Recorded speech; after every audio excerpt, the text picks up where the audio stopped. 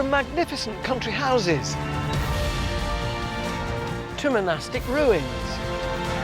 These are the landmarks and treasures that reveal our rich heritage and history. Grand country estates to the factories at the heart of our industrial revolution. These are the buildings, landscapes and stories that uncover Britain's amazing past. It really is living, breathing, isn't it? From the wilds of Snowdonia to the dramatic Dorset coast. Join me and a host of celebrities with a passion for the past as we explore the riches, treasures and secrets of one of our most loved institutions, the National Trust. From the prehistoric... I have never found anything like this. ...to the present day. Congratulations! The Trust has given us behind-the-scenes and below-stairs access... Are we going right to the ground? ...to some of its finest buildings and locations. There was gold under these hills. We'll meet the people keeping our historic traditions alive. Incredible! And the experts revealing the lives of those who shaped our past. Oh, look at that! It really is a treasure house. This is our heritage, our history. Welcome to the secrets of the National Trust.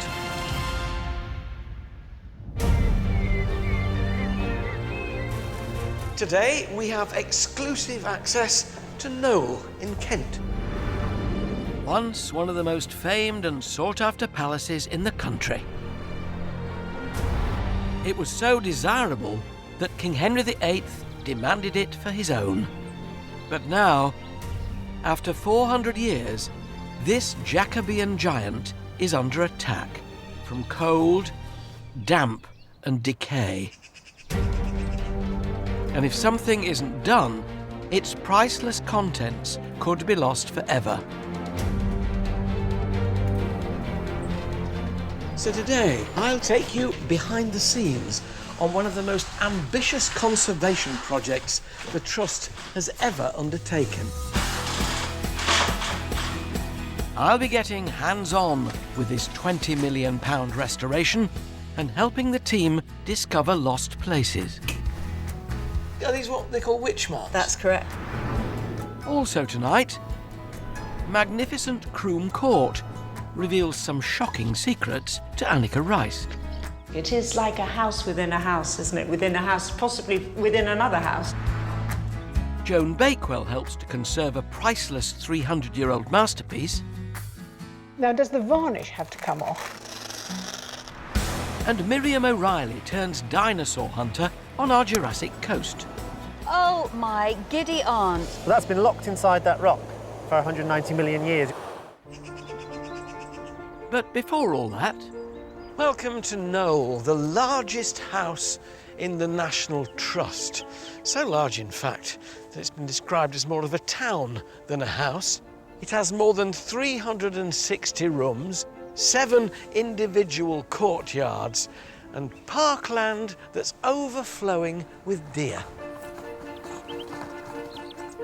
I'm met by a maze of hallways and rooms inside one of the largest homes I think I've ever seen.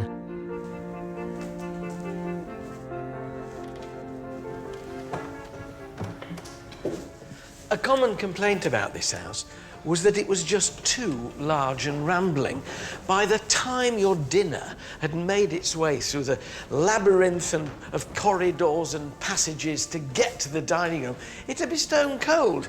And let's be honest, nobody really wants salad in February.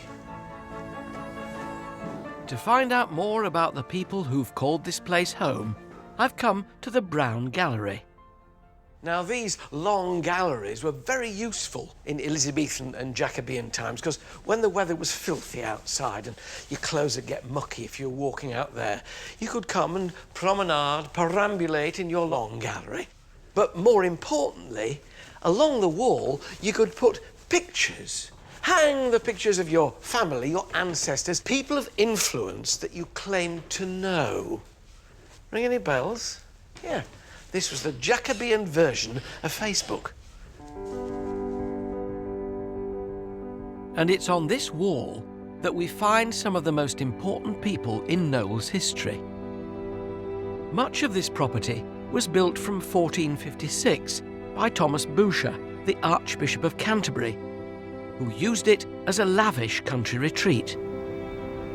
The scale and size of it made it the envy of many noblemen in the country, even the monarch. And in 1538, the Archbishop was forced to give it to King Henry VIII. It passed through several hands until eventually it was sold to Thomas Sackville, the man responsible for the house we see today. The collection of paintings is interesting because it wasn't just their ancestors then, it was people they liked as well. Notable people of the day, yeah. Showing off. Yeah, absolutely. And it's the Sackvilles' legacy that House and Collections manager Helen Forbert knows only too well. Thomas Sackville embarked on an enormous building programme till 1608 when he died, updating what was probably a very old-fashioned medieval palace. So it's been owned by the Sackvilles since 1603? Yeah. When did Knole start having visitors? The visited history of Knole goes back probably at least 300 years.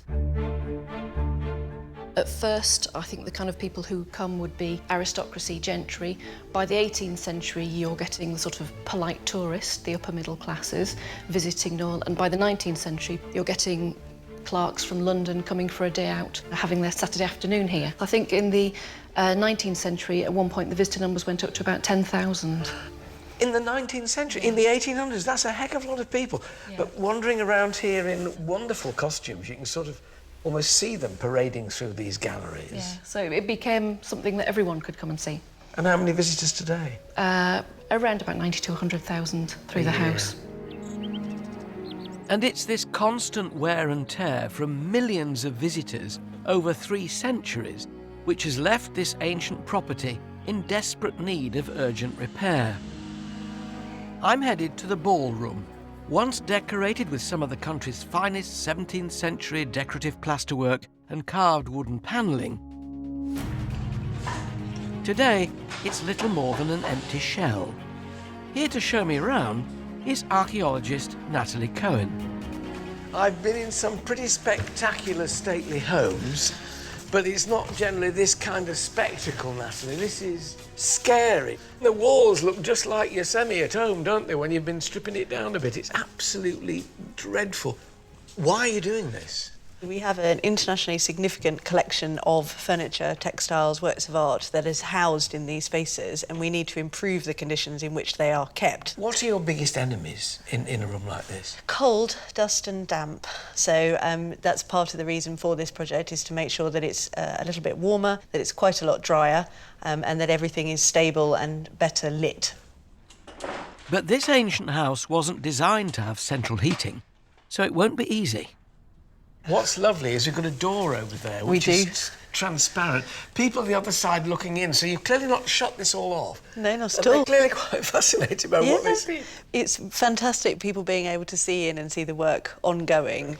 How long is it going to take from start to finish? From start to finish, the whole project in this part of the house is 5 years. That seems awfully soon. Are you sure? Because you know what builders are like. I mean, they always take longer than they say.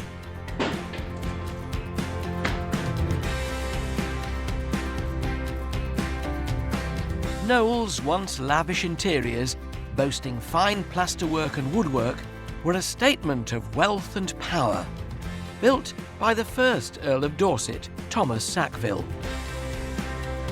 As the restoration continues, foreman Dan Morrison is still uncovering evidence of the Earl's earliest design ideas. You can get your little bar just down the back there, and if you gently pop it, you'll just feel it give way shortly. I just want to see what's... Give away, there it goes. Oh, my goodness. And there we go. Wow. Oh, look at that. Lovely little trompe-l'oeil of spindles painted on the flat wall to look three-dimensional, heading off down the staircases. So it's as if you're hitting the banister and the balustrading higher Exactly, up. and we know we have this in areas of the staircase higher up as well, where it's still on show. It really is a treasure house, isn't it? It is. Treasure's often hidden behind other pieces of furniture. Always finding things here. These ancient decorations, now covered up by centuries of new additions, can give us a window into how the house would have once looked. And it's here, between two walls, that archaeologist Natalie has found a 400-year-old hidden passage, and with it, their clearest evidence of Knole's medieval past. We've only recently just got in here. It's normally not accessible. It's pretty inaccessible. Well, we can see beams and plaster in between. We can. So what we're looking at here is really rather exciting. We're looking at the remnants of the earlier building of the Archbishop's Palace. And this is a doorway that's been closed off with lath and plaster. It is, yeah. So this is beautiful timber-framed door, and we've got the threshold at the bottom there. It would have led onto the passage that gives onto Stone Court. So this was once an entrance into the room behind us. What a thought. It's beautiful, isn't it? Glorious. We've got a little bit of evidence for how it was lit. So can you see here we've got a candle. There's a candle stub, actually, in there. There's a wick. With a wick, yeah. These marks on the wall here that you can see, these are called taper burn marks or ritual burn marks. And in the medieval period, you would protect your house against the possibility that it might burn down. So what you did was you burned a little bit of your house as a kind of inoculation against it being... offering. Yeah, basically, against it being burnt down completely. So that is just where the flame went, and it's literally the soot mark on the wall, the charring of the wood. Those burn marks appear all the way along this wall and on both sides of the fireplace as well. So far, it worked. Yes, it's been very successful. Fascinating, it really is.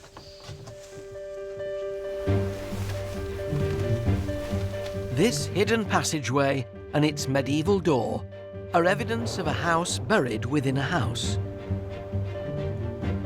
Covered over with large-scale alterations made by Thomas Sackville. To find out more about how this may have happened, Annika Rice has travelled northwest to one of Britain's most famous landscapes.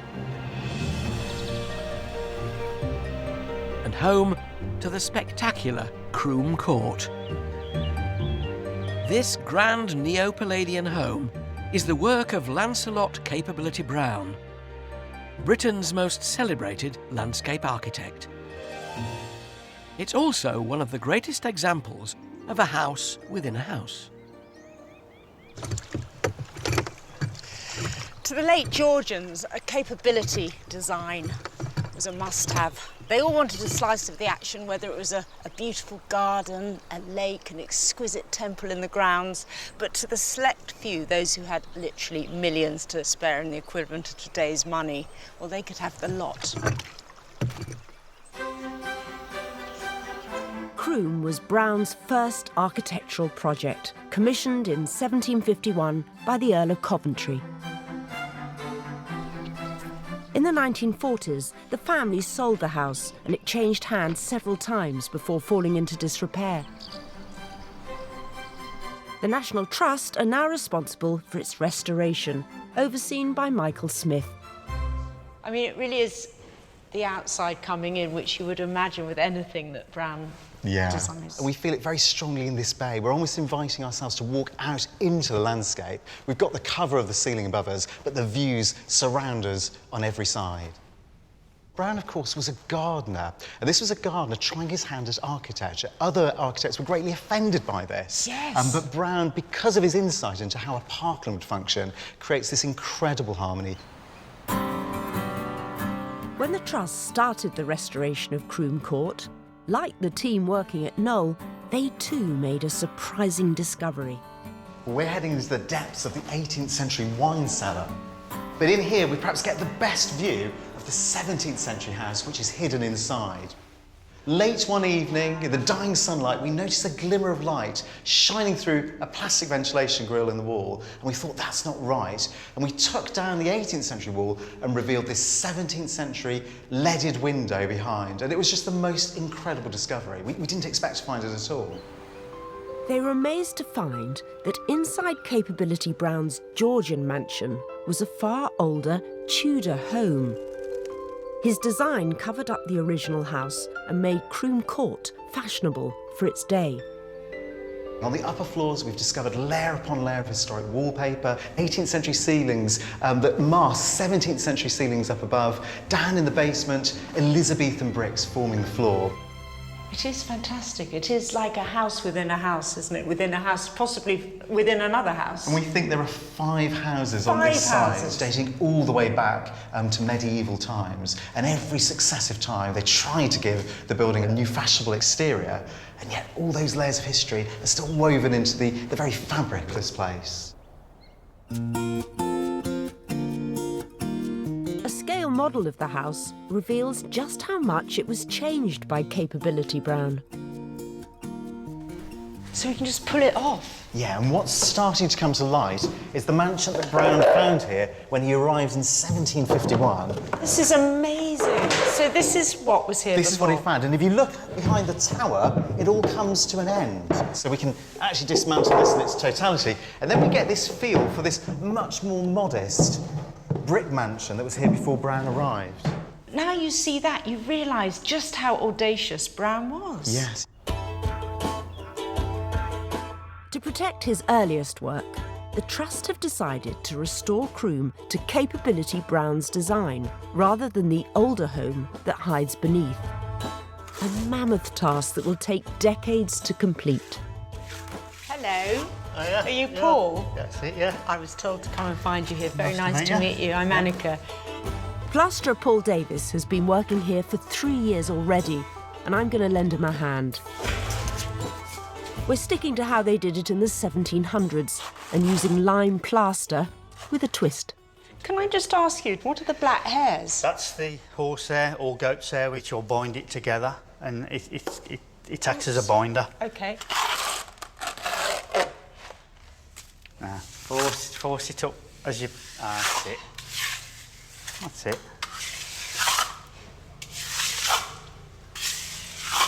That's it. What you've done. That's it. I feel really pleased that I've just done that. I'm now part of the restoration of this entire building.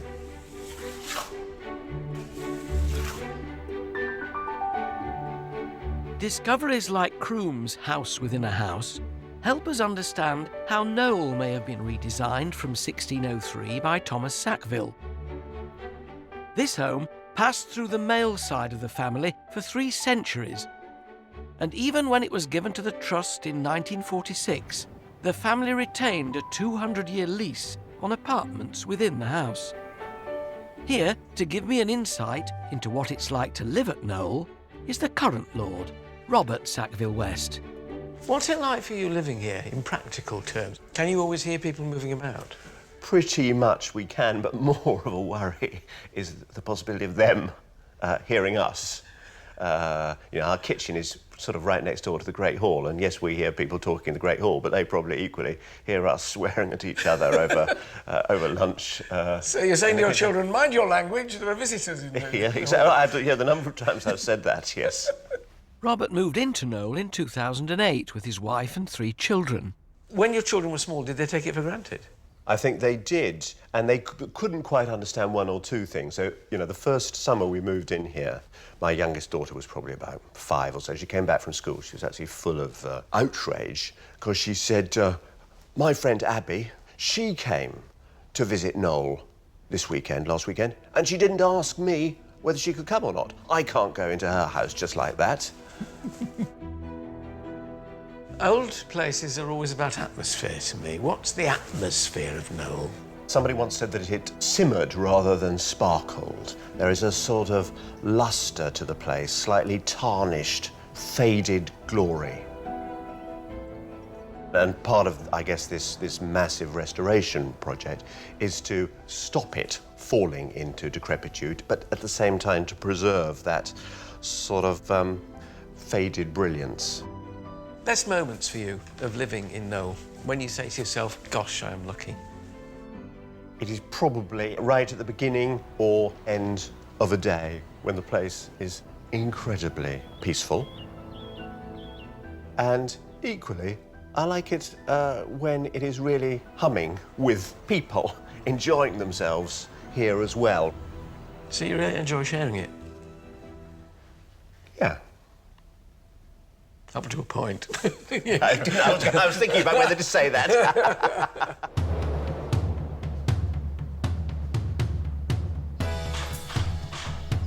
Work to update one of the largest properties in England has been underway for over a year now. And while all the work is going on, archaeologists have a small window of opportunity to uncover this house's hidden secrets. We come and lift some floorboards here. I'm joining Natalie upstairs to help delve beneath the floorboards. Yeah, so we are the first people to have a proper look under here. Thicker than your, and weightier than your average floorboard. Yeah, they definitely are. Building with quality. Goodness, how do you start? There are little things to be found, and this is obviously a thoroughfare, so people are walking through here, dropping things. It's you an can old see there. tobacco packet. Any objects we find here today Sometimes we found them with little messages inside them. could greatly improve the understanding of this property's rich history. What have you got there? I've got Quercus roba. Excellent. An oak leaf. Have a look in the other void over here and see what we've got. There's a bit of woodwork here. Look at this. Yep. Or a bit of tie of some sort. Yeah, some kind of tie. You know, I could delve here for hours. Yeah, so that's the fun of it, see? Oh, what's that? A bit of clay pipe. A bit of clay pipe. Brilliant. Some of these items may have lain beneath the floorboards for up to 4 centuries. Yeah, even an old older. clay pipe.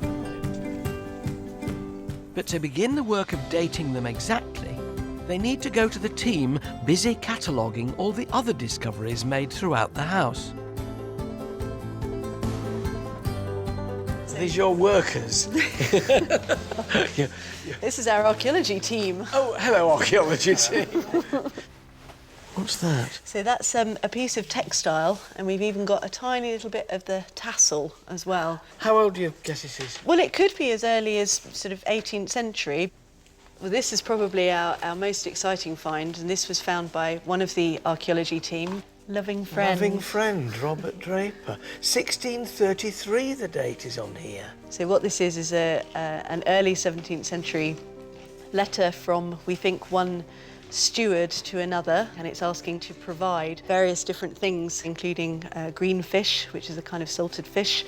A snapshot of a bygone age. Absolutely amazing, and so clear and in beautiful condition. So we have 2 fragments of leather shoes. Age? Mid-17th century. One of the Charleses was on the throne when he was One of the age, Charleses probably. was on the throne, indeed. It's hard to believe that these shoes were last seen some 400 years ago. And were it not for renovations, they might never have been found. While the house is cleared of all furniture, it's hard to recognise just how beautiful these spaces once were. These rooms are normally full of art, but while the contractors have been pulling up floorboards and stripping back wall coverings, the gigantic Raphael paintings that normally occupy these spaces you can see here have also been taken away for conservation. These 5-metre wide paintings, priceless 300-year-old copies of Raphael's original masterpieces, were transported 150 miles away to the Bush and Berry Centre for Art Conservation in Bristol. Joan Bakewell has followed them. It's a delicate job unrolling a 300-year-old painting. Roll it gently back, just go back half a turn. Just Right. slowly, a little bit further. And for this team of world-class art conservators, it's also an extremely exciting time. We can just peek under the corner of the painting here.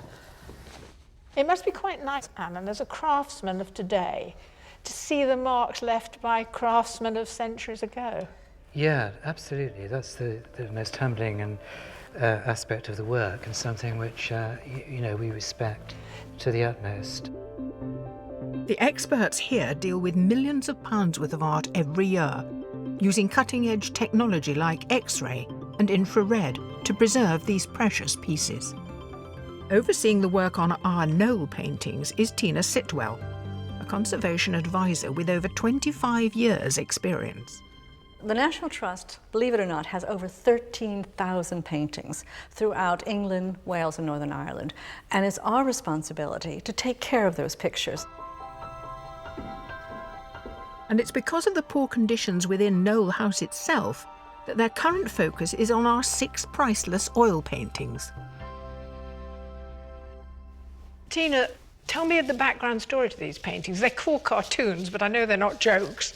A cartoon is a design or pattern which was used to either make a fresco or tapestries.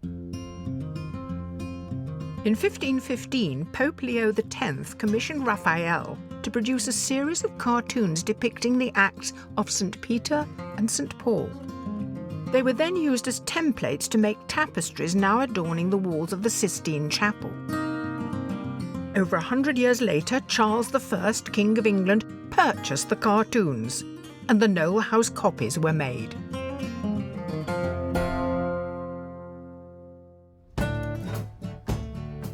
And it's here on the canvas that we see evidence of mould, damage caused by the damp conditions at Knole.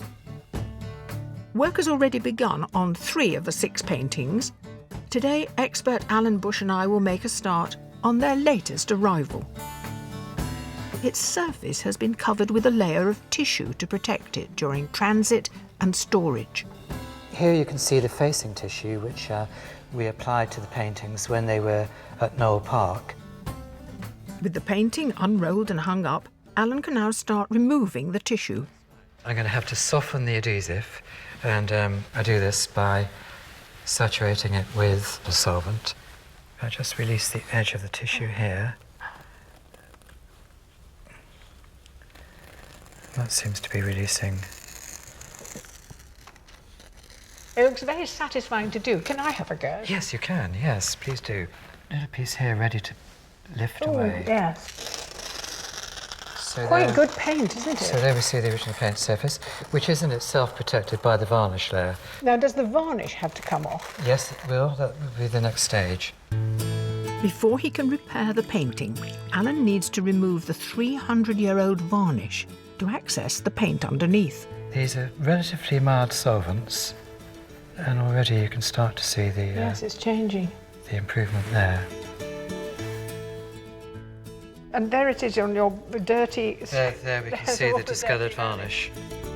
It took Alan 4 weeks to remove the varnish from this painting in the series, and the extent of the damage underneath is obvious. It looks as though paint has just peeled off. Yes, it's suffered a lot of damage in the past. You can see strange little island shapes here are in fact inlays of canvas, and those now have to be retouched. Knole's fluctuating temperatures, damp, and even woodworm have been destroying objects such as these. And to restore these priceless works of art, experts like Alan also have to be highly skilled artists. So now show me how you would actually put on your restoring paint. I use here the dry ground colours, right, and those are mixed with a varnish resin medium. The important thing about using this sort of medium rather than oil paint is the fact that it is readily reversible. When Alan is finished, this set of 6 paintings will be returned to the warmer, drier conditions within the house, where they can be appreciated once again.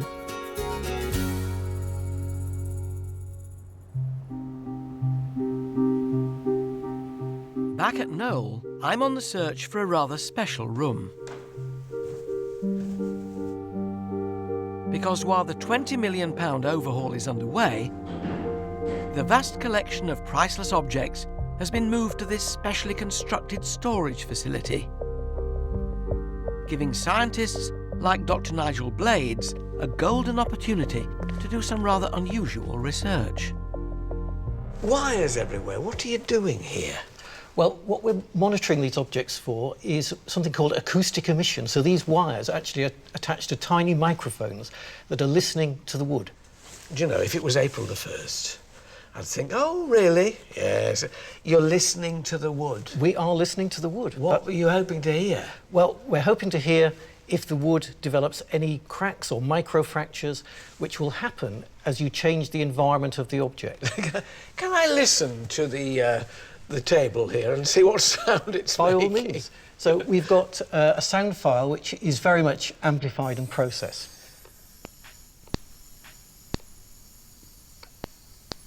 That noise you've heard there is very small microfractures happening over time.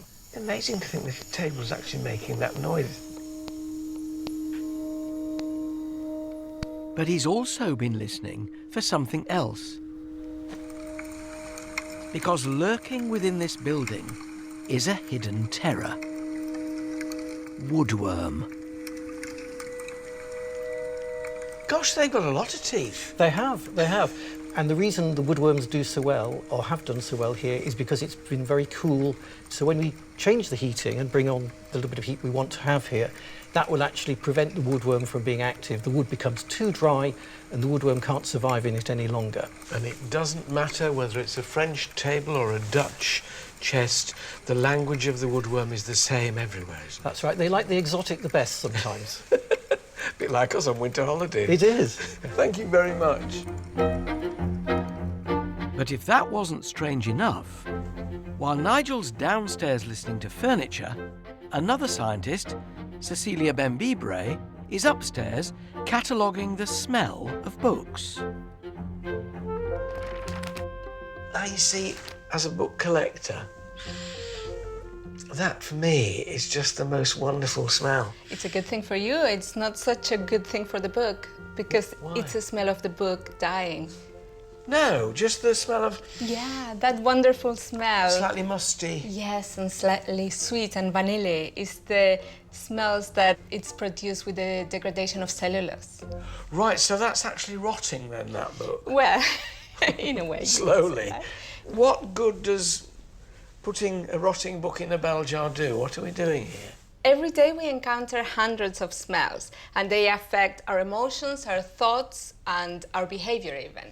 And yet, although smell is so important, we don't have a strategy to preserve and protect and archive the smells. So we know very little about the smells of the past. By analysing a book's odour, Cecilia can work out which chemicals are responsible for that glorious old book smell. For example, it would look like this.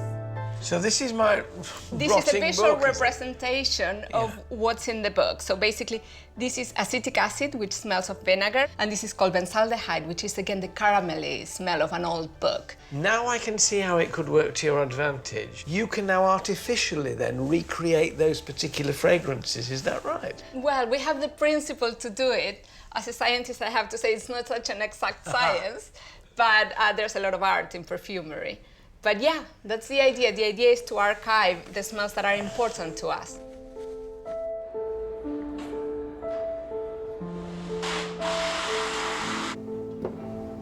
I've been called up to the attic by archaeologist Natalie Cohen. And we're just going to lift it out and sort of roll it back. Oh, yeah. Because directly above a room built for a royal visit by King James I, she's found evidence of medieval witchcraft. If you have a look down there, can you see we've got like a mesh design here? So it's scratched on the timber and also scratched on these floor joists here on either side. Are these what they call witch marks? That's correct, yes. It's believed witch marks were put there to keep the king from evil spirits. The idea is that witches and demons came on currents of air, and they were all around them in the 17th century.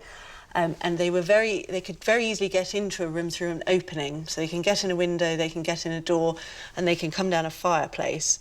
So these marks are to ward off evil spirits Something coming down the chimney. Well, I never. Shall we cover it up and keep them out? It's been kept safe for so long, it would seem rude to... It's doing a good job. Them in. Oh, come on. While Natalie and her team continue to search for lost gems under floorboards, Miriam O'Reilly has travelled to the south coast, searching for treasure of her own.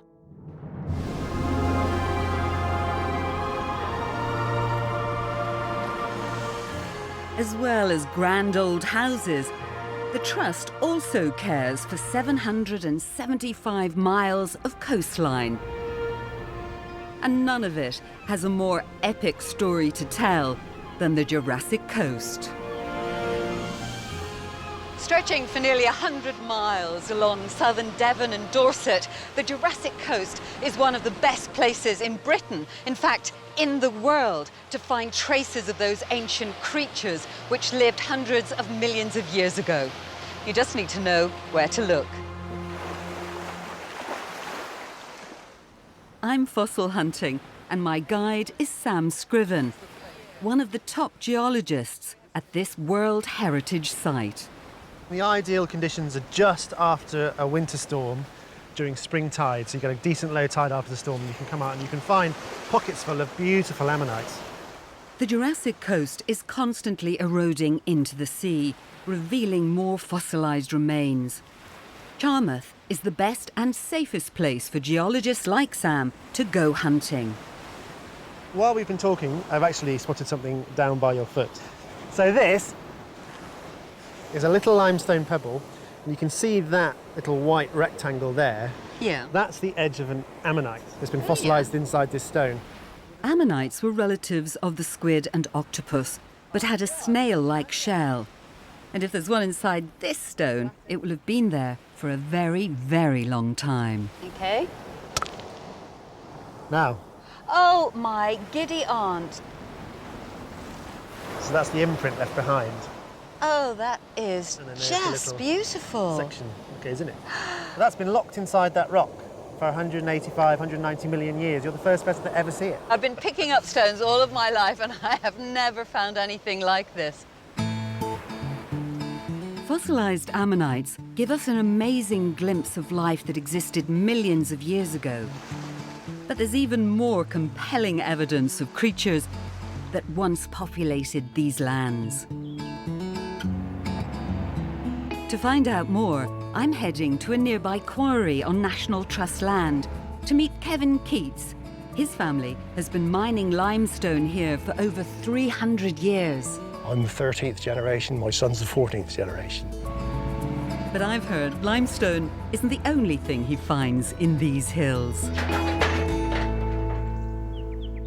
We find mostly mussels, fish, shark's teeth, crocodile bones. What's the most unusual fossil you've found, Kevin? Well, sometimes we find footprints. But not any old footprints. In 1997, Kevin found one of the largest hauls of dinosaur tracks ever found in the United Kingdom. So this is where Kevin said there are great whopping dinosaur prints. Yep, there are over 100 dinosaur tracks on the surface of the bedrock here. Is that one there? With That's right. Hole with a little puddle in it? Yep, that's right. So there are lots of these little dishes, and that one's just caught the rain. Ah, and this is absolutely clear. You can see that this is a footprint. Yeah. So this is the round edge of where the weight of the dinosaur would have pressed into the sediment, which would have been a beach by a freshwater lagoon. And it crushed the beach and the shells beneath it, squirging the sediment out from around its mighty foot. And that's the structure that we see. 140 million years ago, a storm or flood would have covered these dinosaur prints in a layer of mud, preserving them. Over millennia, the sediment was compacted into limestone, leaving the dinosaur tracks permanently etched in the rock. What type of dinosaurs were they? Well, but based on the age of the rock, they were probably sauropods called Brachiosaurus. And these had enormous, great long necks, and they could be 26 metres from the tip of their tail to the tip of their nose and weigh perhaps 40, 50 tonnes. What do they eat? Oh, plants, absolutely. They're vegetarians. They were vegetarians. I'm just trying to imagine, by looking at the shape of this imprint, what it would have been like to kneel by the foot of this dinosaur. Well, you would have been in shade, I would have thought, behind these enormous animals. Sauropods, like Brachiosaurus, included, as a group, the largest animals that have ever walked the Earth. This is the first time I have seen a dinosaur imprint in the place where it was made. And I'm going to do something I have always dreamed of doing, and that is genuinely walking in the footsteps of dinosaurs. Wow. And I couldn't be more excited.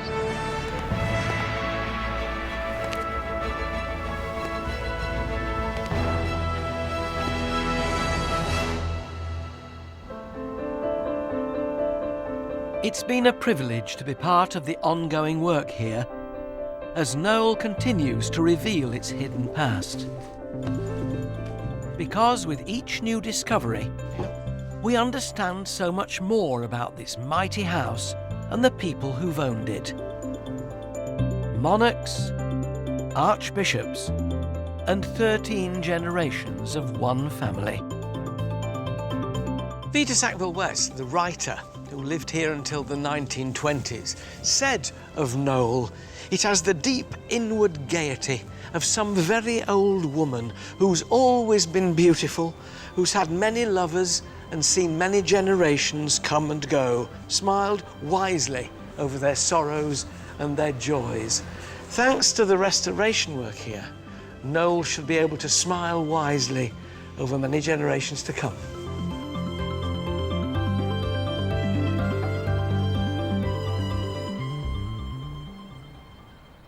Next time, I'm in the Lake District, telling the real tale. She was unsqueamish enough to actually skin him? Of famous author Beatrix Potter.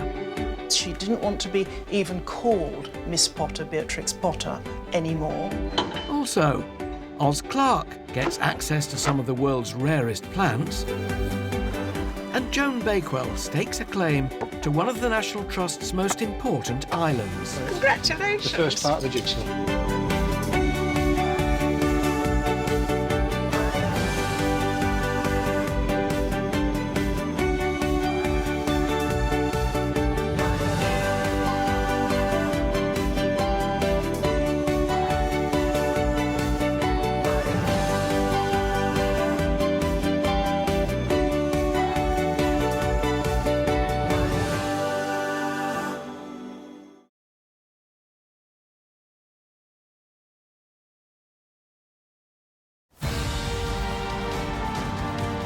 From magnificent country houses to monastic ruins. These are the landmarks and treasures that reveal our rich heritage and history. Grand country estates to the factories at the heart of our industrial revolution. These are the buildings, landscapes and stories that uncover Britain's amazing past. It really is living, breathing, isn't it? From the wilds of Snowdonia to the dramatic Dorset coast, join me and a host of celebrities with a passion for the past as we explore the riches, treasures and secrets of one of our most loved institutions, the National Trust. From the prehistoric... I have never found anything like this. ...to the present day. Congratulations! The Trust has given us behind-the-scenes and below-stairs access... Are we going right to the ground? ...to some of its finest buildings and locations. There was gold under these hills. We'll meet the people keeping our historic traditions alive. Incredible! And the experts revealing the lives of those who shaped our past. Oh, look at that. It really is a treasure house. This is our heritage, our history. Welcome to the secrets of the National Trust.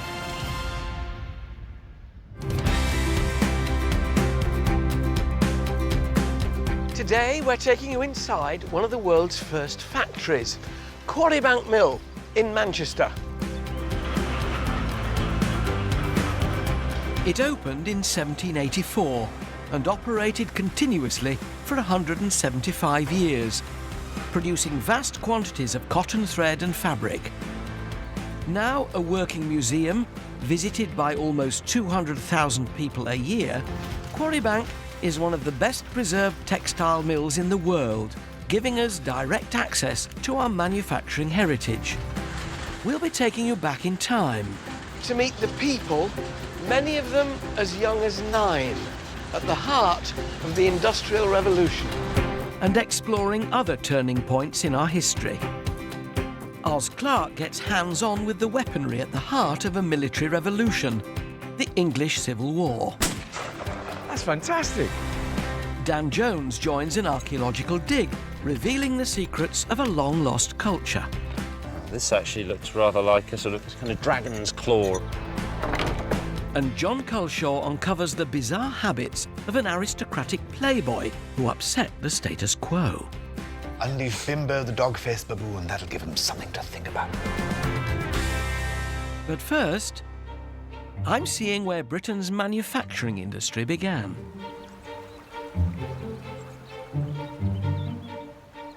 This is Quarry Bank Mill on the outskirts of Manchester. In the 18th century, this cotton mill was one of the largest factories on earth at a time when the very idea of a factory was a radical new concept.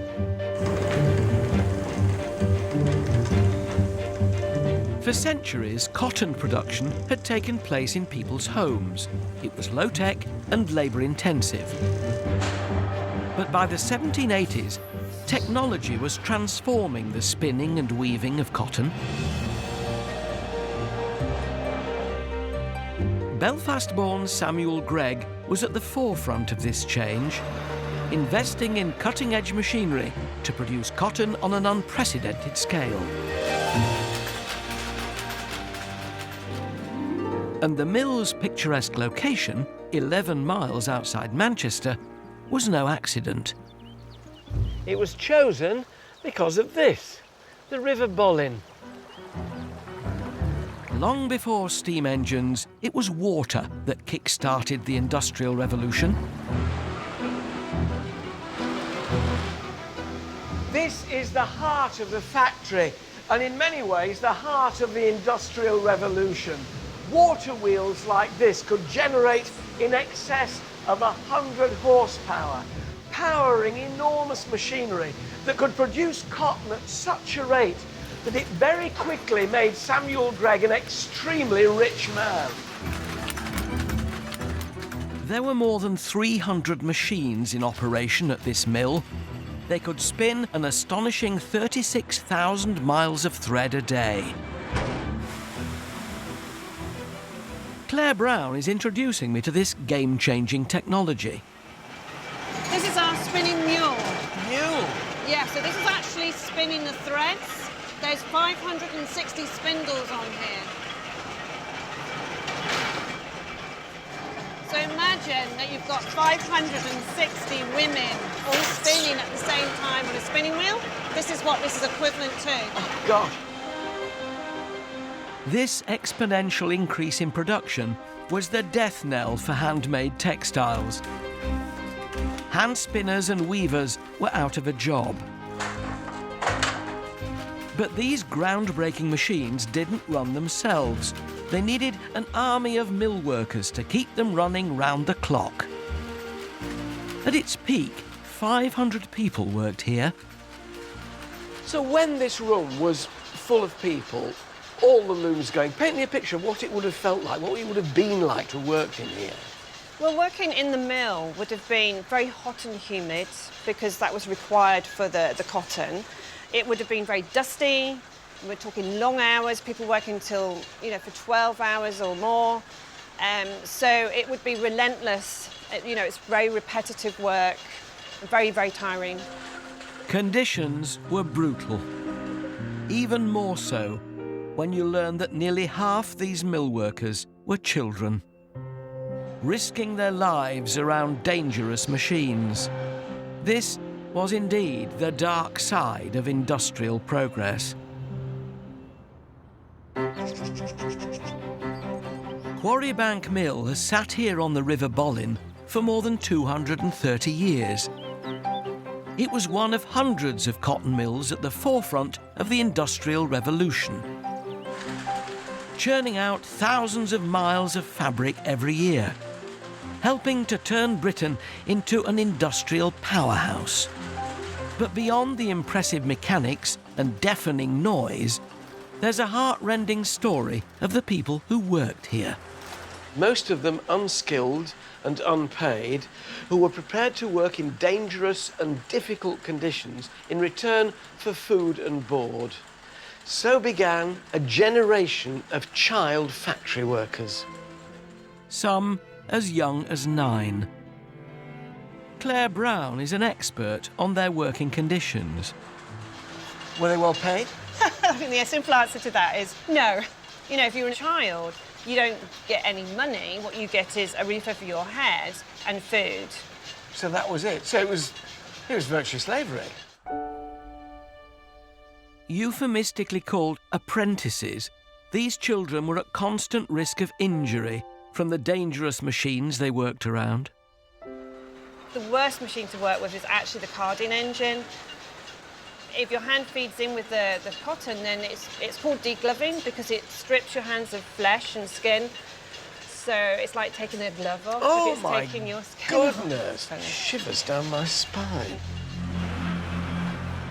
But the most notorious machine was the spinning mule. It's a sort of nightmarish machine, really. I found it very scary, all these cogs. And it must have been very dangerous to operate, wasn't it? It was definitely very dangerous. I mean, you would have 5 people working in here, so Along this row. You'd have your mule operator who was looking after several mules. But then he would employ what were called pieces. So they would be men who mended the broken ends. So you might have 2 of those. And then you would have small pieces as well, which could be children. Now, they would be piecing up, they were mending the ends by walking back with the machine. So that's very dangerous. If you tripped up? Well, it would literally run over you. Goodness. I'm having a go, thankfully with the machine stationary. So they're the broken ones? Yeah, so we have 2 broken ends here. So you need to find the thread, first of all, and you're going to piece that by twisting the 2 together. Like so. So now they're joined on. And they would have done that while it was moving? Yes, they would.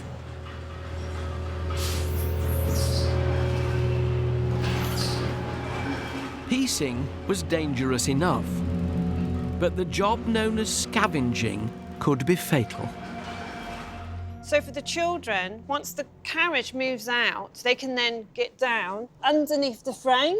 While it's moving? While it's moving, so you'd follow the carriage out, and then can you see all the dust builds up on the carriage here, and the dust builds up on the metal plate here. This is the bits that they would be cleaning. So they're cleaning this while it's in operation, while it's moving? Yes.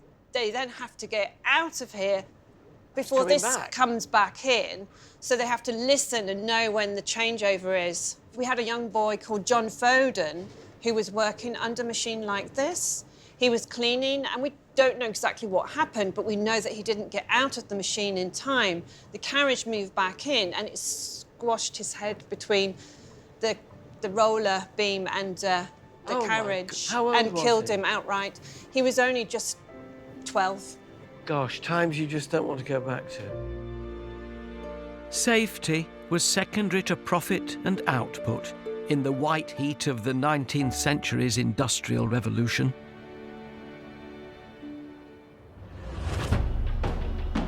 Centuries before, a more violent age had left battle-scarred castles in the wake of previous attempts to upturn society.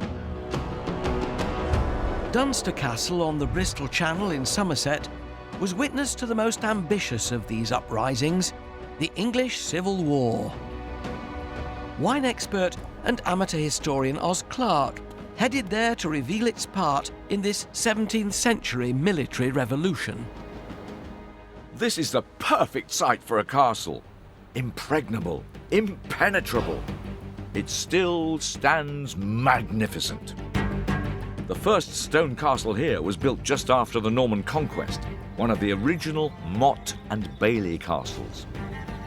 Dunster's gatehouse is all that remains of the 12th century castle, and this has borne witness to some of the bloodiest scenes in the castle's history, never more so than during the English Civil War.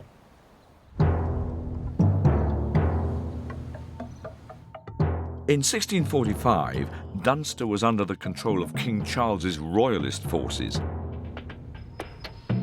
Outside the walls, the opposing Roundheads laid siege to the castle and thought they'd capture it in no time. I'm learning about their strategies from Martin Harborne. They had a brand new publication, and that was the Manual of Warfare. It told you exactly how to take a castle on a hill. Describe what I'm looking at here.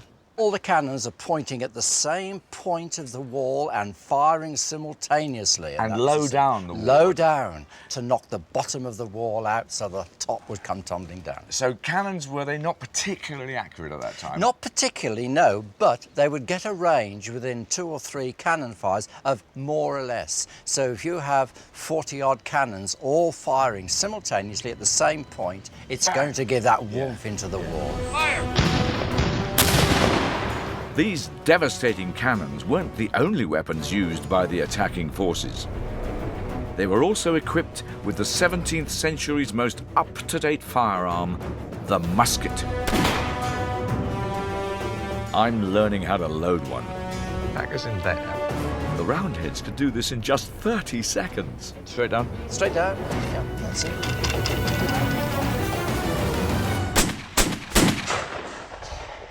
That's fantastic. Hundreds of soldiers armed to the teeth with muskets and cannons, swarming towards the castle. This looks like a one-sided fight, but it wasn't. Inside Dunster, they had decided to fight dirty with a secret weapon. A piece of wood. It doesn't look very dangerous. It doesn't look very good. Piece of wood cut into 4, hollowed out, and inside 60 musket balls. Loaded into the cannons on the battlements, they split apart as they were fired. 60 musket balls at 180 miles an hour in a fan would rake down the side of the hill. It's like the sort of earliest form of machine gun. Indeed it is, yeah. They also had another nasty surprise for the attackers. That is where these little guys come in. Hand grenades. They dip them into their braziers, and then they throw them over the wall. They roll down the hill and explode right in front of all the troops running up. So you can see we're much better equipped for defending the castle than the big cannons on the other side of the hill. And those blokes were battering these walls, and they didn't get through.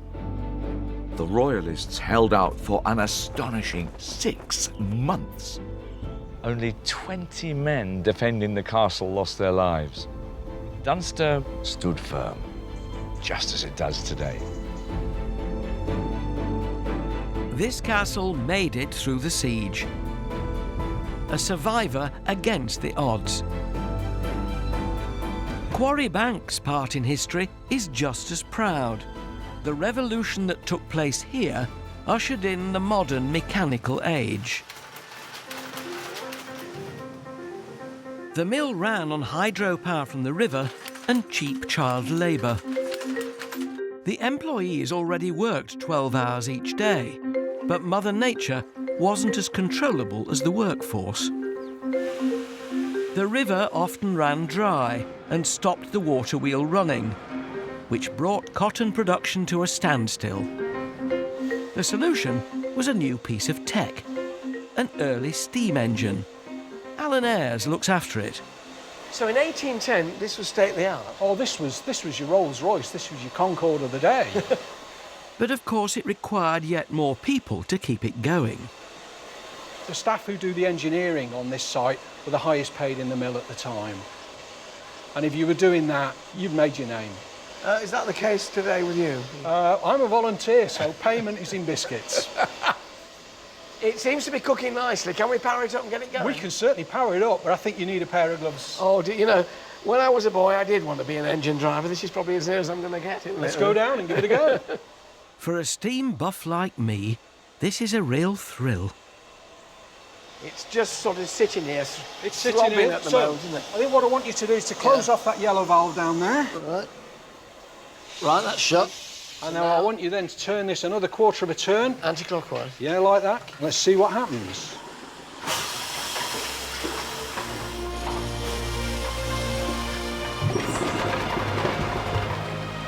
It's moving.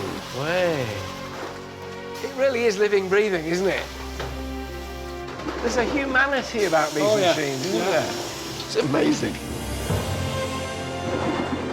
Steam gave Samuel Gregg a consistent power supply and transformed this mill into one of the largest and most productive in Britain. To celebrate his wealth and pride in his factory, he built his family home right beside it.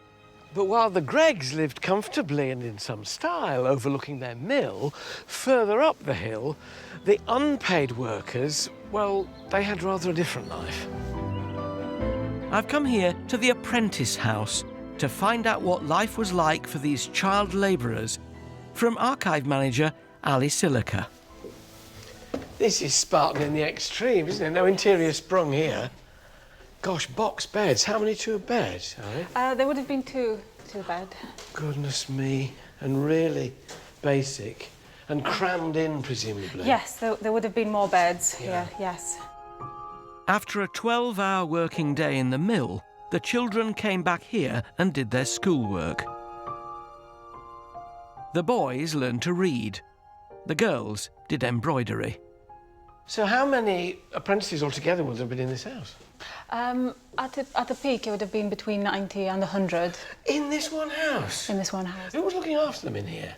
There would have been a superintendent, so someone who would look after them, usually a married couple. They would buy in the food, ensure that the washing was done. Goodness me, it's just, it feels really kind of austere and chilling almost. Life here was punishing, but hard as it was, it offered children a roof over their heads and gave them a trade that could become a job for life. Poor parents who couldn't provide for their children often applied to send them here. Ali has some poignant evidence. This is a letter which was sent from a man called Peter Jackson, and he's written to the clerk at Quarry Bank, asking if there was any space to bring his 2 daughters. You're aware that I have 2 daughters. I know well that the means I have at my disposal will neither feed nor educate them, and I hope to be successful, viz. Of sending them to the apprentice house. So he's obviously on his uppers. He's got no money to look after them. Yeah, he doesn't want his daughters to end up in the workhouse or on the streets of Manchester. So he's prepared to submit them to this. Oh, sir, when I walk through the streets of Manchester and see the hundreds of young girls from 14 to 20 years of age, as common as the dirt under my feet, and as void of shame as the brutes of the field, I cannot guarantee that they shall not come to that. This is just a man who's at his wit's end, isn't it? I'm a father of 2 daughters. This is a father of 2 daughters, and he's sending them to this because that's his only option.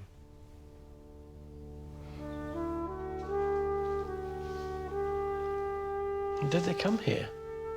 No, they didn't. They didn't? No. What happened? Do we know? We don't know. Wow. What a thought. Personal testimony like this brings the past vividly to life. But the further back we go, the harder it is to connect with the lives of our ancestors. Hidden beneath the ground, precious evidence of their lives is at the mercy of the elements, never more so than along the coast. The cliffs, known as the Seven Sisters, are some of the most fragile in the country. Archaeological records here are in danger of disappearing into the sea. Historian Dan Jones went to unearth their secrets. I'm in Sussex, beneath the unmistakable chalk cliffs of our southeastern coastline. Now, just above me is the beautifully named Bell Toot, one of 7 iconic cliffs known collectively as the Seven Sisters. Coastal erosion claims sections of these cliffs every year, as this dramatic footage from 2014 shows.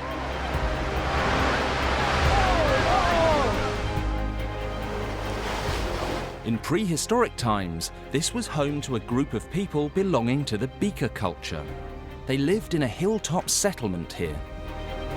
And with each rockfall, priceless evidence of their day-to-day existence is vanishing forever. Which is why the Trust are excavating the site in an archaeological race against time. Tom Dommett has invited me along to see the work in progress at this closed dig. So, when the beaker culture arrived, what would this place have looked like? Well, 4,500 years ago, this place would have been about 2 kilometres inland. 2 kilometres? 2 kilometres, yeah. That's amazing. The rate of coastal erosion has left us looking at a landscape that is very, very different from that which the people who lived here would have experienced. And presumably, I mean, there's a physical risk, isn't there, that this is all going to fall into the sea? I mean, not next year, but soon. Eventually, we have to accept we are going to lose this site. So it's dig it now or lose it forever. That's it. This is a rare opportunity to excavate a prehistoric site.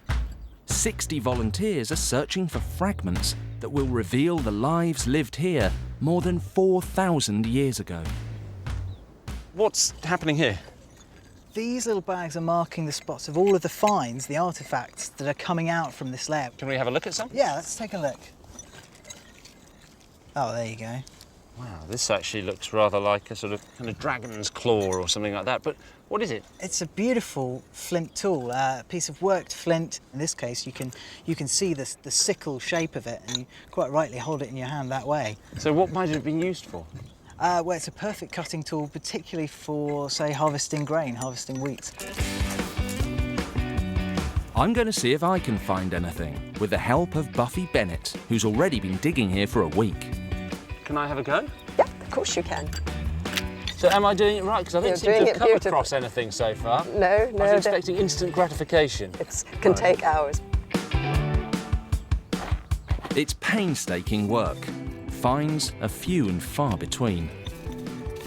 Have you found anything No, yet? I found absolutely nothing. I mean, I may have swept an entire beaker into the into the ocean. I mean, I found a tiny fragment here, but I don't know what that could possibly. Ooh. That's a fragment of chalk. Fragment of Sorry chalk. about this. We're not interested in the chalk, people. No. No. That's a shame. But keep going. You will. Going. You'll definitely find something. The hope is that artefacts will help to confirm the exact date this site was populated. And it seems I've hit the jackpot. Oh, hello. Oh, what's this? You have found a piece of pottery. How about that? But where did you find it? Just you must here, mark exactly it. here. Okay, mark it there. Okay. A fantastic piece. A fantastic piece of beaker. That is a nice piece of pottery. Well done. How about that? I was very Found impressed. some beaker at last. It may not look much, but this is a chunk of one of the pottery drinking vessels that the beakers are named after. Very, very I thought impressed. it was never going to happen. I think you thought it was never going to happen as well. Well, I must say... I could feel everyone around me losing I'm not faith. jealous. I'm normally green. But that... That's the best piece we've found all It's week. actually quite isn't nice, it? isn't it? Well, let's bag it up. Bag it up. It turns out I've stumbled on the largest piece of pottery the team have unearthed on the entire site. Beginner's luck. Well done. Now keep digging. Oh, right, okay. No. I thought that was it. No. Oh.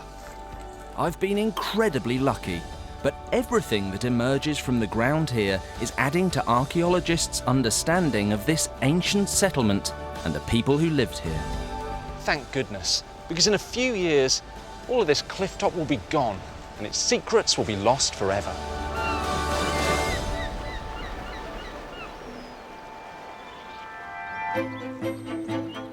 The secrets of 19th century Quarry Bank Mill are better documented and easier to access because the evidence is still here to see.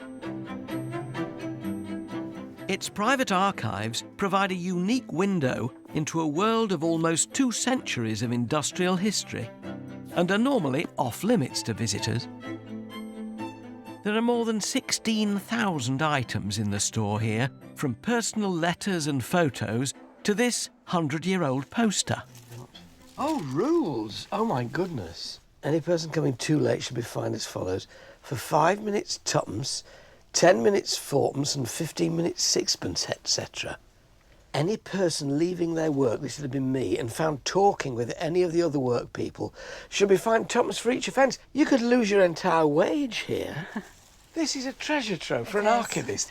Do you open boxes that you don't know what's in? Yes, we're still going through boxes that we have no idea what's in there, and that's what makes it all so special. What have we got here? This is an apprentice indenture. One of the oldest and most precious artefacts. It's a contract between mill owner Samuel Gregg and one of his child workers. So this is what they would have had to sign to say they would stay? Yes. 1785? Yes, and this is the earliest indenture we have. So this is the parents, in effect, signing over their child? It's not actually the parents. We know that Thomas Royley, who this agreement is made with, came from the workhouse in Stafford. So it wasn't his parents signing him over, it was actually the overseers of the poor. What can we tell about Thomas Royley? Anything from this? Well, we can tell that he was an orphan, or his family couldn't look after him, that's why he's in the workhouse.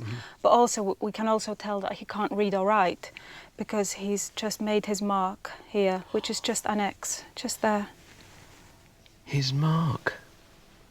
Goodness. It must have been a scary document for him to put his mark on. It looks, even now, terribly official. Seals down the side. He must have been frightened when he put it, in a way, signing his life away, isn't he? It's real Oliver Twist stuff, isn't it? Thomas Royley and hundreds of other children like him lived and worked here at the sharp end of industrialisation. Throughout this revolutionary period, life was changing fast. Seismic shifts in science were also altering how people thought about the natural world. The beautiful gardens at Biddulph Grange in Staffordshire reflect the Victorian struggle with Darwin's theory of evolution and what that meant for their religious beliefs. Clive Aslett, editor-at-large for Country Life magazine, went to discover how one man set out to explore one of the biggest mysteries of all using gardening. For me, visiting a beautiful garden like this is like listening to a piece of music where different themes and moods unfold as you go through it. But I've never experienced anything like this before. You begin with Italian-style borders, then turn a corner to find an Egyptian temple. 1 minute you're in an English woodland, and the next minute you're 7,000 kilometres away in China. 20 separate areas mimic the appearance and flora of different parts of the world. It's the result of more than 20 years of plant collecting by Victorian horticulturalist James Bateman. He brought specimens from every corner of the globe. There are anemones and acers from the Far East and dahlias from Central America. These have to be the most glorious dahlias I've ever seen. When Bateman was planting them, dahlias were new, so he was really at the cutting edge of horticulture. The result is an international garden with treats at every turn. But what if I was to tell you that all these gardens represent one man's idea of his place in creation? This place was Bateman's attempt to prove the existence of God. The evidence is in an astonishing fossil gallery that was originally the entrance to the garden. Paleontologist Nigel Larkin is restoring it. Nigel, hello. Hello, how are you? Well, this is quite a strange space, isn't it? Holes in the wall here, bits of stone sticking out here. What's going on? Well, this is a unique gallery. There's nothing else like this anywhere in the world. Bateman created this in 1862. And Bateman grew up as someone who's a Christian. He believed in the Bible. Then suddenly all these fossils are being found when people are mining for coal, that kind of thing. As a Christian, Bateman believed that God created heaven and earth in 6 days. But with the discovery of fossils showing gradual evolution over hundreds of millions of years, he had to reconcile his religious belief with the scientific evidence. he started saying that maybe these days in the Bible weren't literal 24-hour days, but periods of time during which these animals, may have evolved, if you like. So he's trying to marry the fossil record with the biblical story in Genesis. Down the gallery, you have days 1, 2, 3, 4, 5 and 6, and then you would actually normally enter the gardens this way. You'd pass through these days of creation and end up in the Garden of Eden, the world as it is now, you see. Yes. All this was leading to the garden, which was supposed to represent the seventh day of creation, when God rested. Biddulph Grange is a garden of wonder and delight. And how fantastic it is that this is being restored so that future generations can understand James Bateman's thinking. A Victorian attempt to marry religion and science. Its beauty needs no explanation.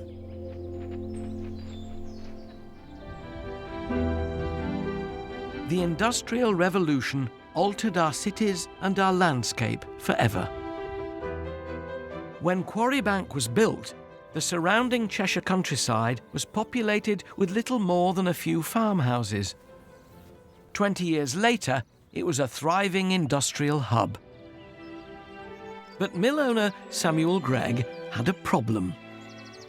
He needed to entice people from further afield to come and work in his factory, but being so far from central Manchester, they'd need somewhere to live. So he built this, Style Village. Workers' cottages, a church, a chapel and a school made up the village, all built between 1806 and 1831. It's quite picturesque, isn't it? It's a bit like a sort of rural version of Coronation Street. It is a bit, yes. I'm with General Manager Eleanor Underhill. So how many people, Eleanor, would have been living in this village? Well, we think about 400. What were conditions like? I mean, they look quite picturesque now. Were they relatively primitive when they were made? Well, they were better than the alternative in Manchester, and the housing was considered of a good standard. They had their own privy. If they'd been in Manchester, they would have shared a privy with many other families, but each house had its own privy, and they had an allotment at the front so they could grow their own food, and they had fresh air. So, yes, conditions were fairly good, really. Presumably a lot of them would have spent their entire working lives here, living in these houses. Yeah, so the cottage would have been tied with the job, and they would have stayed in that job for their lives. It feels lovely. There's a wonderful atmosphere. Very peaceful, as you say, very rural. So to be working and living in such an intensely industrial environment, just a walk round the corner back to where you lived, you've got peace and quiet. Mill workers lived in these cottages until the middle of the 20th century. Today, most of them have been modernised and are rented out. But one remains untouched. It's like stepping back in time. Oh, this lino brings back memories. Goodness me. Gaslight. Yes. And nobody's lived in here since the 50s. It's not that long ago that we lived like this, is it? Most of us lived like this. So 2 bedrooms upstairs, scullery, living room. Yes, and somebody might have been sleeping here, depending on the circumstances. So this could have been absolutely crowded then with people. And more downstairs. But most would have been out at work during the day. Right. Probably mother as well. Yeah. In the mill. And this was happening in every single house down this road. Yes. And they were living closely together. And they didn't get away from each other because they were together at work as well. This was a carefully constructed society, where what was good for the mill was also good for the workers. It's a model of benevolence at the heart of many of Britain's grand country estates, where the landowner would support his estate workers. But this wasn't the story everywhere. Traiga House, near Newport in Wales, was home to a flamboyant character who neglected aristocratic duty in favour of selfish pleasure-seeking.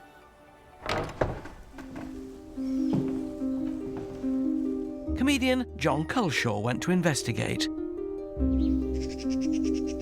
On the surface, Traiga looks every inch the home of nobility. But if you adjust the angle of your view ever so slightly away from these striking red bricks and the elegant architecture, you'll see something perhaps slightly less than a country setting. Instead of sweeping views of uninterrupted fields, from one side, there's the view of the M4. And on the other, an altogether more modern estate. What events could have led to a house of such obvious wealth, having such unlikely neighbours? It's all down to a pleasure-seeking 1930s playboy called Evan Morgan, the second Viscount Traiga. Historian Paul Busby reveals the truth about this colourful personality. He was a fantasist, so he wound these wonderful fantasies around himself. But he was such an invigorating personality. You didn't know what he was going to do next, but he was always immensely charming with it. So a bit of a loose cannon, really. He'd flirted with being a poet and a journalist before landing on a career in the church. He enlisted to train for the priesthood at the Pontifical Beda College in Rome, but he didn't attend lectures very often. He would send his valet in disguise in a cassock to take notes, while he was swanning around at the Hotel Bernini around the corner, arm in arm with the Siamese ape. After a while, the Monsignor told Evan that he didn't have the vocation for the priesthood. Back at Traiga, he was notorious for fabulous parties and eccentric behaviour. And he had a menagerie in here of all sorts of creatures, didn't he? He did. If Evan thought his party was a bit dull, he would think nothing of releasing Bimbo the dog-faced baboon to thunder up and down the corridors. What a great name. It's great. Unleash Bimbo the dog-faced baboon. That'll give him something to think about. Rewind 40 years, and Traiga was more famous for heroism than hedonism. When it was under the care of Evan's great-uncle, Godfrey Morgan. He had survived the charge of the Light Brigade and was a Welsh hero. I wonder what Godfrey would have made of Evan's behaviour. His drinks bill for the weekend house party was close to £250. So perhaps today's equivalent, 40 grand per weekend. So that was happening most weekends, above That was happening most weekends. Evan may have been in a partying mood, but the same can't be said for the rest of the country. It was the Great Depression, and along with the house, he'd also inherited the equivalent of £77 million worth of death duties. So we're in this period now of great taxation, death duties and so on, great deals of responsibility. Can he cope with this sort of environment? He's inheriting a position where if you tighten your belt, you might get through it. Is Evan the ideal man to be Lord Traiga at this juncture? No. In fact, he's possibly the worst possible person. He drank and he frittered all the wealth away. And Evan knows he's not going to have a male heir. And while the show is on, enjoy it. And it was a spectacular show while it lasted. From Victorian boom to post-war bust, the Playboy Viscount's legacy was a virtually bankrupt estate. Its sweeping views sold off to the highest bidder, and now home to a motorway and modern housing.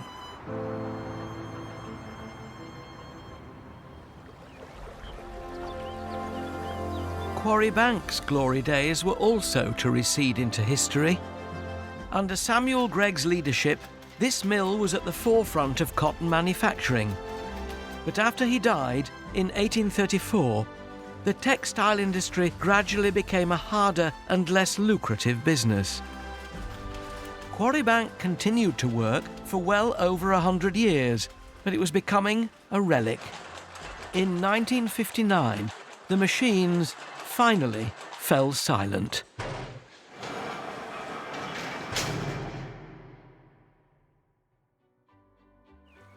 This is where the Industrial Revolution began. It's fascinating to visit places like Quarry Bank. They remind us that in spite of the extraordinary engineering and technical innovations of the time, that it was still people, often young and impoverished, who were at its very heart.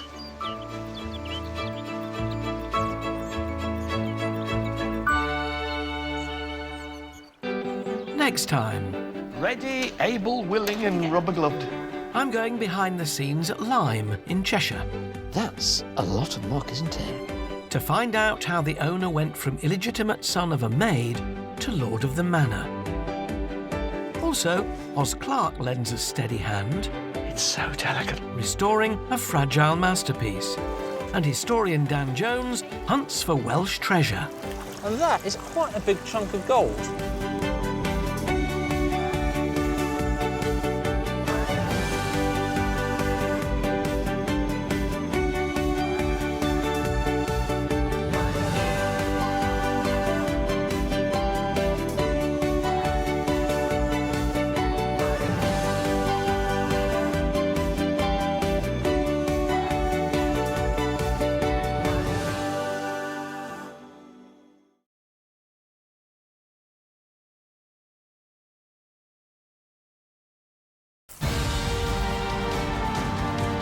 From magnificent country houses to monastic ruins. These are the landmarks and treasures that reveal our rich heritage and history. Oh, grand country estates to the factories at the heart of our industrial revolution. These are the buildings, landscapes and stories that uncover Britain's amazing past. It really is living, breathing, isn't it? From the wilds of Snowdonia to the dramatic Dorset coast, join me and a host of celebrities with a passion for the past as we explore the riches, treasures and secrets of one of our most loved institutions, the National Trust. From the prehistoric... I have never found anything like this. ...to the present day. Congratulations. The Trust has given us behind-the-scenes and below-stairs access... Are we going right to the ground? ...to some of its finest buildings and locations. There was gold under these hills. We'll meet the people keeping our historic traditions alive. Incredible! And the experts revealing the lives of those who shaped our past. Oh, look at that. It really is a treasure house. This is our heritage, our history. Welcome to the secrets of the National Trust.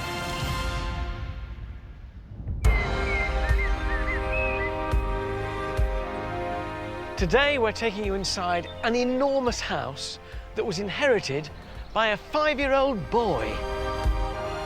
This is Lyme in Cheshire, one of the UK's grandest country houses.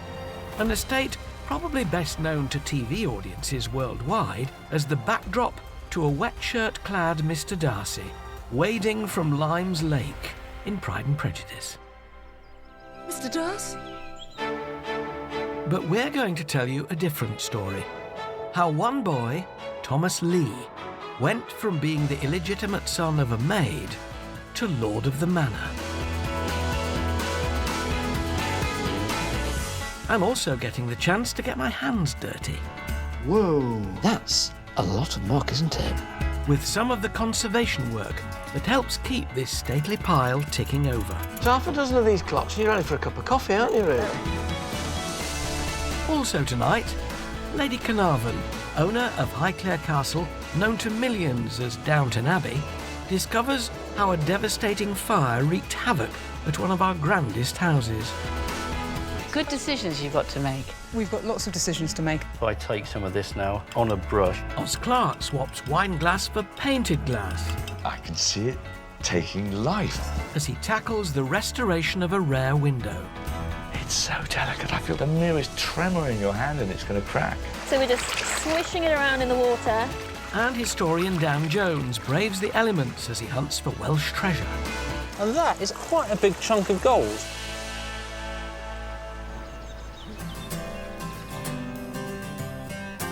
Lyme can trace its roots back to the Middle Ages, and over the years has been gradually developed into the imposing home we see today. And the grandeur of this house is thanks largely to one man, Thomas Lee, whose history was every bit as colourful as the house that he furnished. I'm finding out more about this remarkable man with Lyme's House and Collections Manager, Amy Carney. It really all began as a child.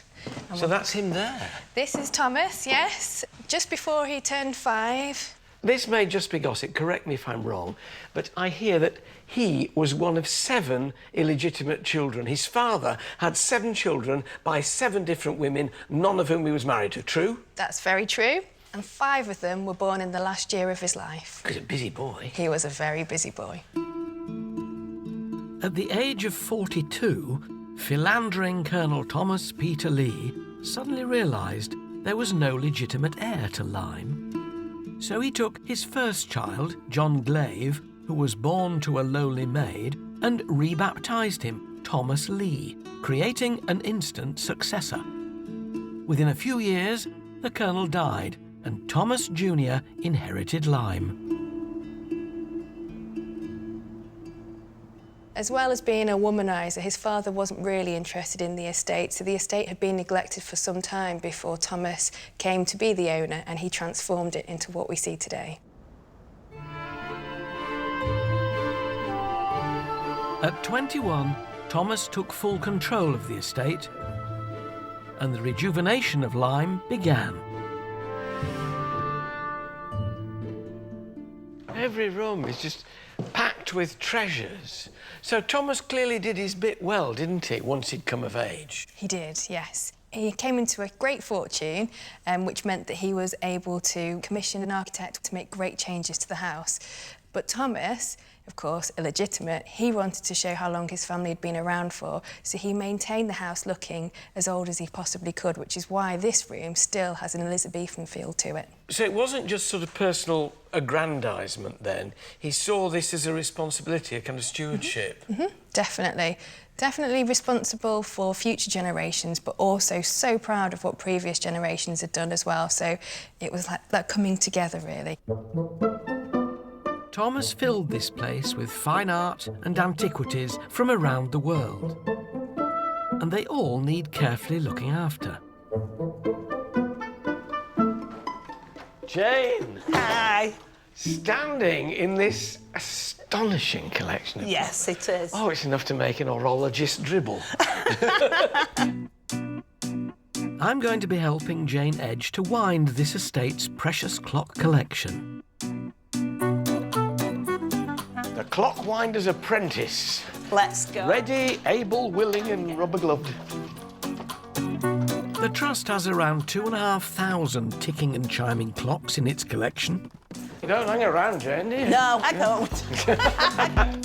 And here at Lyme, 50 of them are gracing the walls and mantelpieces. I wonder if I was a clock winder in a former life. Maybe. Organisation here is key. They're all on here and they're labelled as to who's which. Yes. So can I nudge it forward? Yeah. Lovely, fills the house with music. And then there's this. Whoa! The granddaddy of all Lyme's clocks. Sitting in pride of place over the front entrance. That's the time it's telling outside. Outside, yes. Yeah. Those little keys on that board aren't going to do this. Where's your key they're for not. this? First of all, we stop the pendulum. So just stop please. It. OK, stopped. And then we've got this, which weighs a ton. Oh, my goodness. This is what we wind it with. Oh, this is a bit bigger than those ones we've been using. Yes, a lot bigger. Hey, that's a nice work of art. On there, and then clockwise? Or the other way, yeah, anti, yeah. Right. Oh, yes, that's all right. But is this once a week as well? Twice a week. And then it'll go through... Am I there? I'm there. You can You're feel there. it stopping. Sorry, yeah, you can feel it when it's OK, so that getting comes off there. Shall I start it again? Great, yeah. I may be a man of simple pleasures, but I can't tell you how much enjoyment I get out of winding your clocks. Oh, that's great, Alan. Thank you so much. Lovely to see you. Thomas Lee was known as the saviour of Lyme, rejuvenating and refurnishing this beautiful house. Once officially an aristocrat, Thomas could lay claim to his forefathers, which included plenty of military heroes with strong royal connections. In 1346, at the Battle of Crecy, a distant ancestor had saved Edward III's eldest son, the Black Prince, from a certain bloody death. In gratitude, the Lees were bequeathed Lyme, and to this day, a portrait of the Black Prince stands guard over the entrance hall with a rather ingenious feature. I'm on the other side of the painting with Lyme's House and Collections Manager, Amy Carney. There's a picture there which appears to have come off the wall. Yes, that's our fabulous squint. Pardon? Squint. This squint is the Georgian equivalent of CCTV. And this was a way of coming to the drawing room, having a look at who's coming through the front door and making your mind up whether you want to let them in or not. So does it... Have a look. Does it move? It does, yeah. It Oh, my swings goodness. away. With the help of his architect, Thomas certainly seems to have had a sense of humour. So now you can see the front door. Oh, no, we don't want them. They're always borrowing a cup of sugar. Exactly. Shut the picture up. Come away. Note to self. Must get one for home. Across the UK, our grandest houses are stocked with priceless historic artefacts. And there's one threat their owners fear more than anything else: fire. Lady Carnarvon, the current owner of Highclere Castle, made famous by the TV series Downton Abbey, has travelled to Guildford in Surrey to witness the result of every homeowner's nightmare. This is Clandon House. It was built in the late 1720s. Along with its grand facade and capability brown parkland, it was the pinnacle of 18th century cutting-edge design.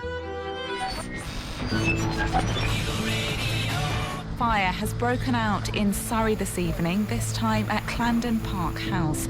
Huge plumes of smoke are engulfing the National Trust property. The inferno raged all night, with fire crews only finally extinguishing the flames in the early hours of the morning.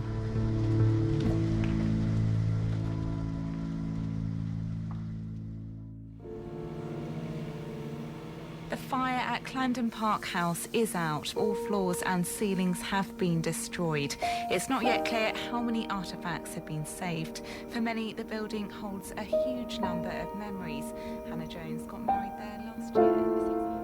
And even 18 months later, the scars feel as fresh as ever. The thing that strikes you is still the residual smell of smoke and of acridness. And when you see it for real, it's the randomness. The alcove there with the lady balanced on the edge, and there's fireplaces scattered here and there on the third story. Some of the doorways revealed. It's fascinating. The flames showed no mercy. Millions of pounds worth of irreplaceable treasures went up in smoke. Onslow family portraits, 18th century furniture, and 17th century tapestries, to name just a few. At nearly all stately homes, there's a hit list of items to save first in the event of disaster. Curator Sophie Chesham, along with fire crews and volunteers, only had minutes to rescue some of this house's most precious contents. And we're meeting in what was the state bedroom. How much did you manage to rescue then on that day, Sophie? From this room, we did manage to take some things out. The state bed was just too big, unfortunately, just standing right here behind you. We did take out the hangings themselves from the bed. We also got out a pair of beautiful little mirrors, which were either side of the bed. So you were lucky. And in the rest of the house, were there a few other key things you did manage to rescue? There's an incredible painting of Speaker Arthur Onslow with Robert Walpole in the House of Commons. Oh, my which goodness. is obviously so important to the history of this house. Completely and utterly. And some key paintings had to be cut out of their frames too. We're always prepared to do that at home. Well, it's something we practice, but in fact, I don't think we've ever had to do it in the National Trust before. It's the first time we've done it. Oh, really? The frames were so vast that we just couldn't have got them out. The brave efforts of the firefighters managed to save over 600 precious and irreplaceable pieces from the flames. The house itself was a burnt-out shell, but out of all this carnage, something quite unexpected was uncovered. So since the fire, we've discovered lots of things we didn't know about the building, like the arch up here, the niche, where there perhaps was sculpture planned for it. So now, what are you going to do? We've got lots of decisions to make, and some of them will be really difficult, where the fire's revealed something we didn't know about that particularly might be of higher significance than the area before. Yeah. And that's a good example of where the area was actually rather sort of, you know, kind of plain. If we've revealed something of greater significance, I think that's a good argument to really consider reinstating it. All this restoration doesn't come cheap. Years of careful and detailed work will cost tens of millions of pounds.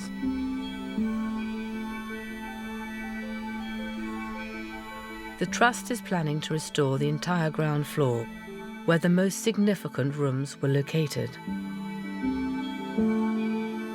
None of this work, though, is happening behind closed doors. We really wanted to allow visitors in as quickly as we could.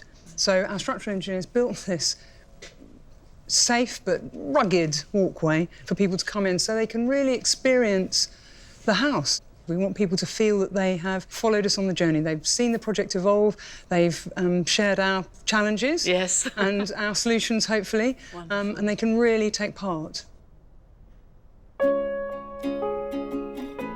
This has been an extraordinary experience. It is a building, a home, entirely hollowed out by fire. But I'm sure Clandon will rise once again.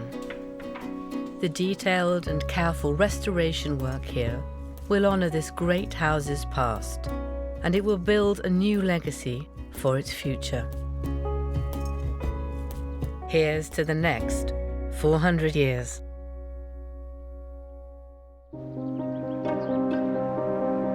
Like Clandon, Lyme too is filled with irreplaceable artefacts. There's been an estate here for more than 5 centuries, and within it is one of the most precious items owned by the National Trust, a book that's even older than this house. See, this is my favourite room in any house, the library. Mine too. Bookman, yeah. I'm a lover of old books, so being here in the library with collections manager Amy Carney, meeting Lyme's most treasured family heirloom is a real thrill. And here, what's this? This is actually the most important printed book in the National Trust's vast collection, so really important book. Anywhere in Britain? Exactly. Can I open it? Please do. Heavens above. It's printed by William Caxton, the famous British printer. His initials are at the back. So this is his symbol? The WC for William Caxton. There we are. William Caxton was a true pioneer, responsible for bringing the first printing press to Britain. His books were immensely valuable, as this was cutting-edge technology in the 15th century. And wonderful contemporary writing on their handwriting. Yes, well, that's a clue to the family's religious beliefs. The 16th century saw the start of the English Reformation. Henry VIII broke away from Rome and made himself head of the church. Catholic prayer books like this one could be kept, but he had strict conditions. Any reference to the Pope must be crossed out. He didn't want people to be praying to the Pope. He was the head of the church now. So are they crossed out in here? They are crossed out. Very faintly, though. You can still see what's behind there. And Thomas Becket was a martyr, so his prayer had to be destroyed, which it was, but the family then transcribed it faithfully on the back page. So this is Thomas Becket's prayer written out in longhand? Exactly. Hugely valuable. Extraordinarily rare. Priceless, yeah. Incredibly rare. And this has been in the family all that time? We know it's been in the family since at least 1508, and we don't think it's a leap of faith to think it's been here since 1487. So it's older than this house, but we know it's been on the estate and part of the Lyme estate for that length of time. And these wonderful hand-coloured illustrations of wonderful. Christ on the cross and God on his throne, presumably. Yeah. You have no idea What a thrill this is. Thank you very much. Thank you.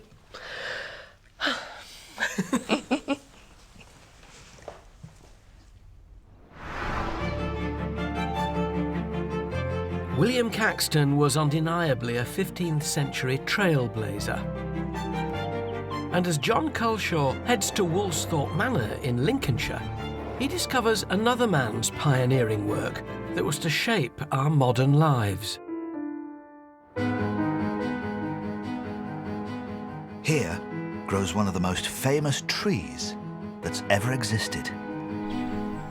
And it's in a memoir published in 1752 that we find out why. We went into the garden and drank tea under the shade of some apple trees. He told me he was just in the same situation when the notion of gravitation came into his mind. Why should that apple always descend perpendicularly to the ground, thought he to himself.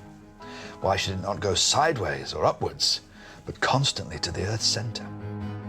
These words, written by a friend, give us an insight into one of the world's greatest minds, that of Sir Isaac Newton. It's here that he developed his theory of gravity after watching an apple fall from a tree.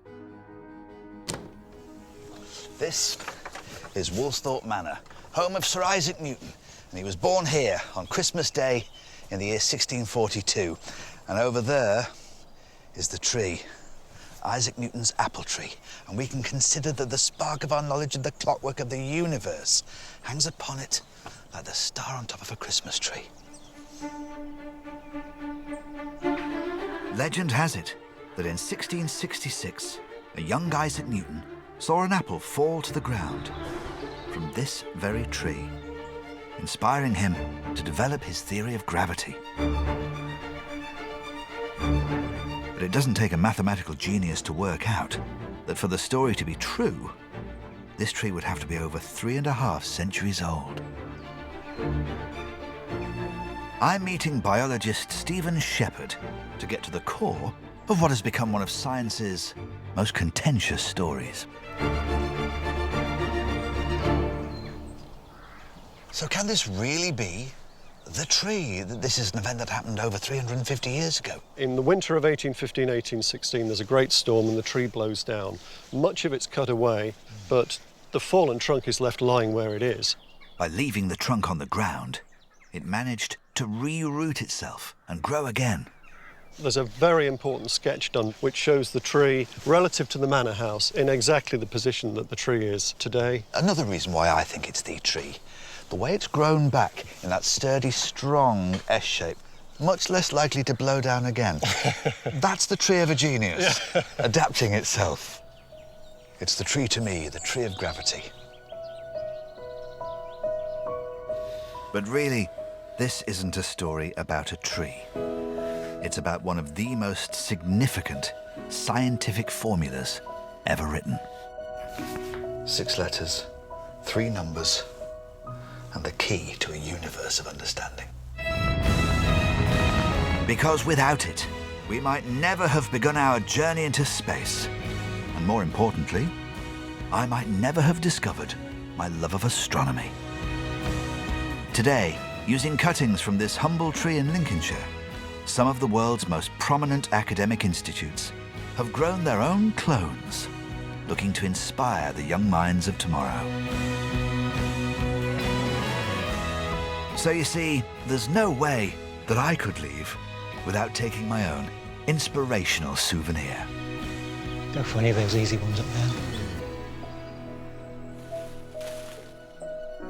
Thankfully, the gravity's still working.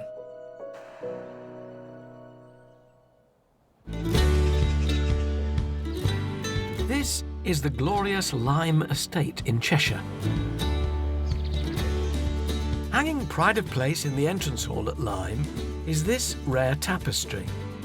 Made in Mortlake, London, it can trace its origins back to 1625. But years of grime are making this beautiful image difficult to see. Okay. So today, I'm helping Gemma Spark from the Trust's conservation team give this tapestry a deep clean. this is basically a vacuum cleaner, straightforward vacuum cleaner, isn't it? With really, the kind of head that you see at home. Bit of velour on there to be tiny bristles. That's why we use a protective surface to stop this from damaging. For doing that, and also to prevent any fibres which are loose on there from being pulled up the vacuum cleaner. We'll place that muslin over the top of there, then. To check how much dirt's removed, a small piece of muslin is fitted to the hose. So that round there, you're going to hold it. It's really rather... Yeah, it is a bit rather awkward. nerve-wracking. No, it's not awkward, it's just Fine. nerve-wracking. OK, here we go.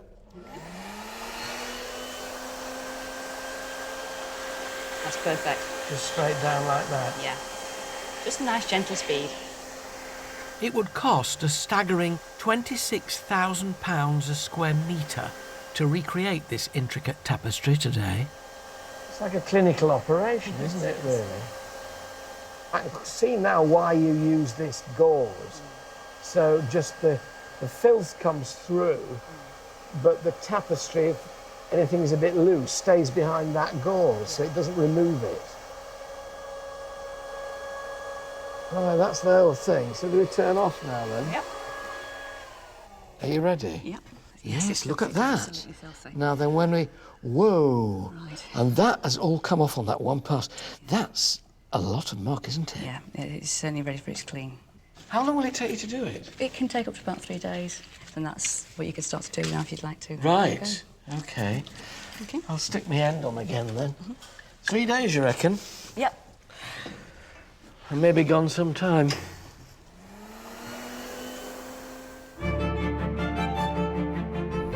Across the UK, thousands of highly trained specialists, from carpenters to textile restorers, are caring and protecting our most precious assets. Oz Clarke is at Stourhead in Wiltshire, helping a team of conservators practice a centuries-old craft.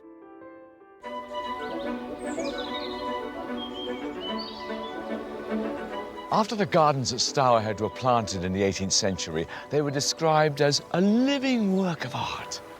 The Hall family, who owned this place, certainly had impeccable taste, and not just in the gardens. During the 18th century, for the owners of many grand country houses, an ornate picture window was a must-have feature to show off to your guests. And at Stourhead, the family added this. This beautiful lunette window depicts one of the most famous frescoes of the Italian Renaissance, Raphael's School of Athens. Painted by Francis Edgington in the 19th century, it depicts the greatest thinkers of the classical world. But this vibrant, illuminated scene is not what it seems. If you take a closer look at this glass, you'll see it's not a stained glass window. It's been painted. Stained glass windows are made up with individual pieces of coloured glass held in a lead frame.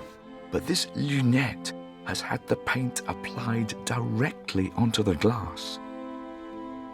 This technique was groundbreaking, but sadly, the ravages of time have taken their toll. Some of the panes have cracked, and parts of the image have become discoloured.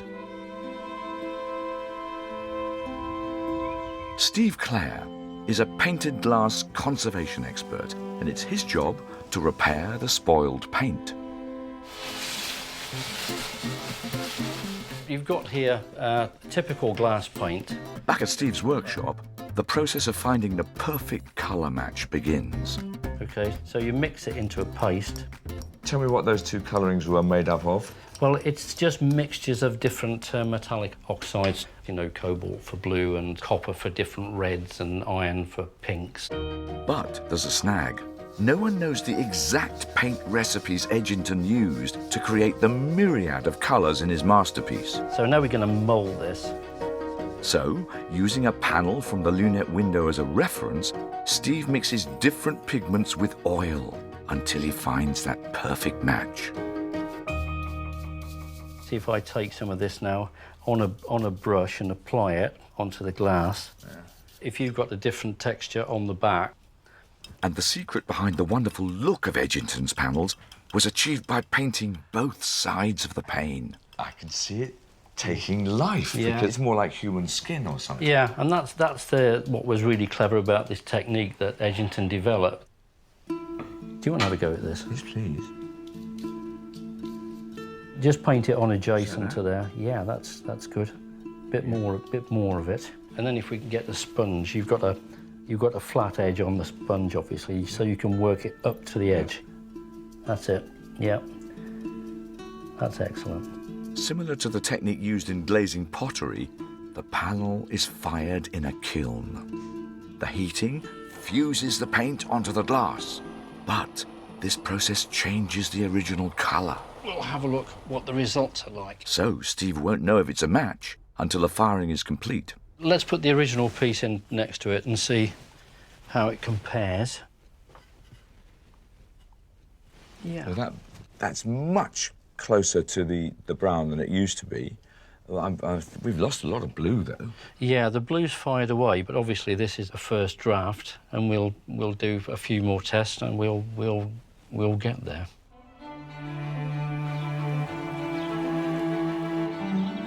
Once the colours are right, the next challenge is fitting these delicate panels into the window at Starhead. Right. Okay. Can I feel? Yeah, do you want to feel the weight of that, Oz? Yeah. Absolutely. It's nothing. No, nothing it's like to a feather. it. Yeah. And it's so thin. Right, it's only just over a millimetre thick. This will need the steadiest of hands. But how can I help? If I ease the top in there, if you make sure that bottom doesn't kick out, that would be great. Yeah.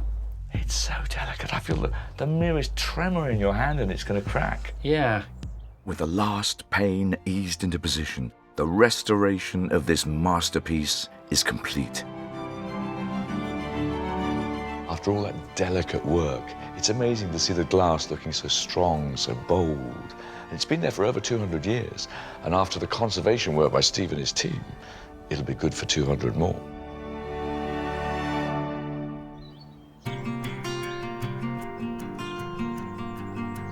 During the 19th century, displaying exotic fruits on the dining table was considered the ultimate status symbol. So to grow them, Thomas built this, one of the UK's highest orangeries. Oh, always nice to find a greenhouse. Alan, pleased to meet you. Welcome to But things didn't go quite to plan, as Lyme's head gardener Gary Rainford explains. It's quite breezy out there. This must be very exposed as a garden, isn't it? We're at 850 feet, second highest garden in the National Trust. So, yeah, it can be very, very breezy, very, very cold. It also must mean that the season is that much later here. It does. We tend to be about 3.5 weeks later than southern gardens. Now, it's called an orangery, but I can't see an orange tree anywhere. Absolutely. Thomas Lee originally wanted to build an orangery. This was about showing off, but they wanted to have something that nobody else had. And citrus fruits were an important part of that. Unfortunately, later on in the year, because we're at 850 feet, the sun goes down quite quickly, citrus fruits just never really took it. So anything that did come through just rots on the plant. It was a dream, an aspiration he had, it was just never fulfilled. But it's a very nice conservatory instead. The orangery may not have lived up to expectations, but the rest of the garden blooms gloriously. And this formal sunken Italian garden adds grace and splendour to the western side of the house. Lyme may consider its beautiful gardens a priceless compliment to the house, but there are other estates that have something even more valuable in their backyard. Historian Dan Jones is at the Dolycothy estate in South Wales, where it's gold rather than shrubs that can be unearthed.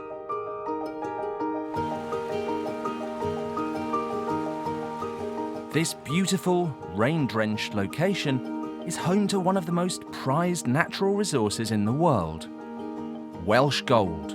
It's been mined here since the Roman occupation. Worth 3 times the value of other golds, only the privileged few can afford it. Generations of royals have all worn pure Welsh gold wedding rings. So why is it so special? Mind yourself, and it's a bit slippery. Archaeologist Claudine Gerard has been uncovering Dolaucothe's extraordinary mining history. We've got some wicker baskets. High tech. Oh, yeah, very high tech. And some of this wonderful sheep's fleece. And today we're going to try our luck with a bit of gold panning, Roman style. I'm going to give this to you because you're the expert. So thank you very much. what are we going to do? So squat down when we're down, come on. And we're going to essentially take our wicker basket and our sheep's fleece and dip it in the water. Okay. Get it all nice and wet. And then you are going to scoop up a load of rocks for me, and we're going to start swishing it all round in this pan. Why would the Romans do this? We're prospecting, essentially. We're looking to see if there is any gold in this area. So if there is gold, it will have been washed down and out of the sort of ground into the river, and we would find specks of it here. So this is like your first test if this is an area where you're going to find gold. Yeah. So we're just swishing it around in the water, acting like a sieve, and then what we're going to do is we're going to take it out, we're going to shake out all of the big particles, and hopefully any gold that's in there will be caught in the fleece. What am I looking for? So really you're just looking for maybe something that's shining, maybe something, what about... Oh, that looks good. What's that there? That looks good.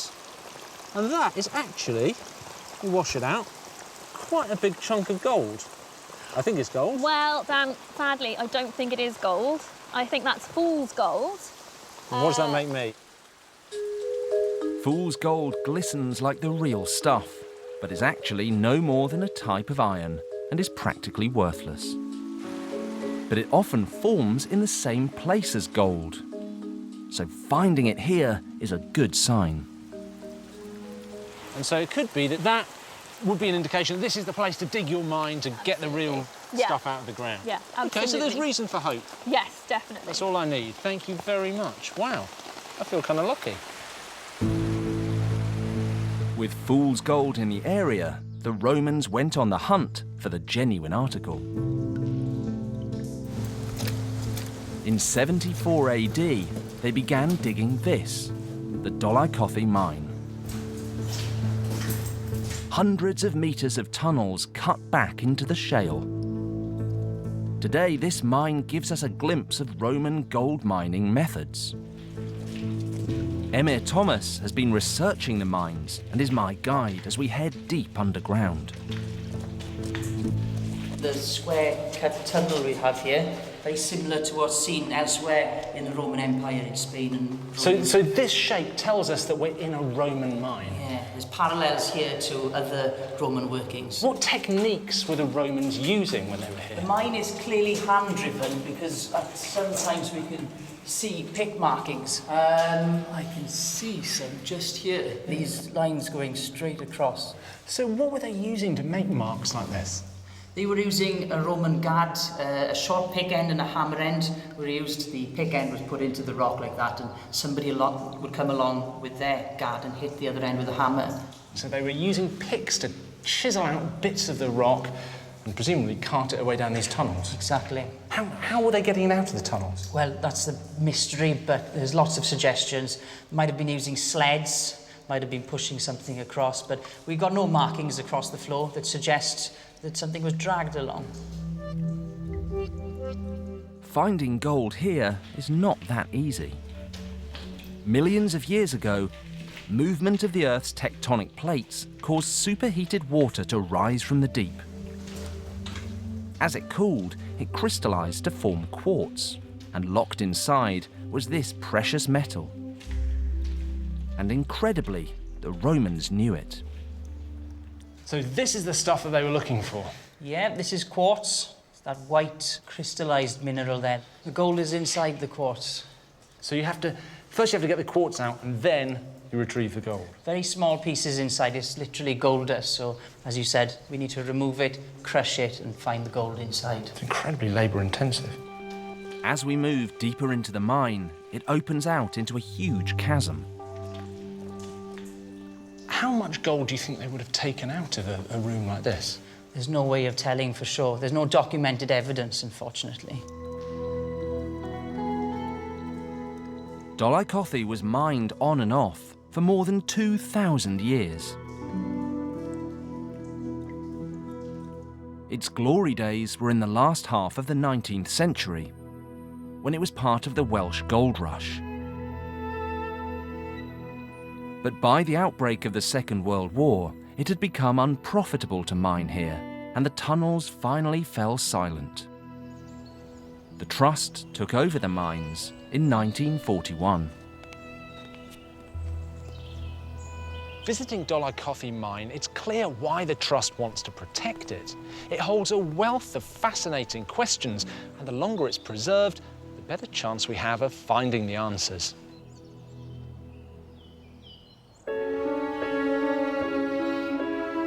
In a way, Thomas Lee had protected Lyme too, pulling it back from the brink, restoring this glorious estate to reflect his family's long and distinguished past. He died in 1857, and Lyme remained in the Lee family for the next 89 years.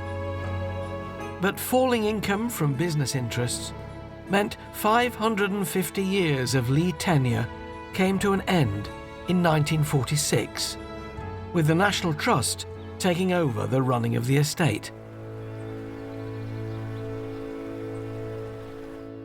Thomas Lee may not have had the easiest start in life, but from the age of 5, when power and influence were bequeathed to him, he did his best to turn Lyme Park into a treasure house, and that it remains to this day. Next time, we're taking you inside the largest monastic ruin in Britain. It's atmospheric now, but then it must have been powerful. The magnificent Fountains Abbey, to reveal its hidden secrets. This whole area is a graveyard. Annika Rice feels the full force of traditional spade making. Amazing! And Miriam O'Reilly meets one of the rarest animals in Europe. Good night.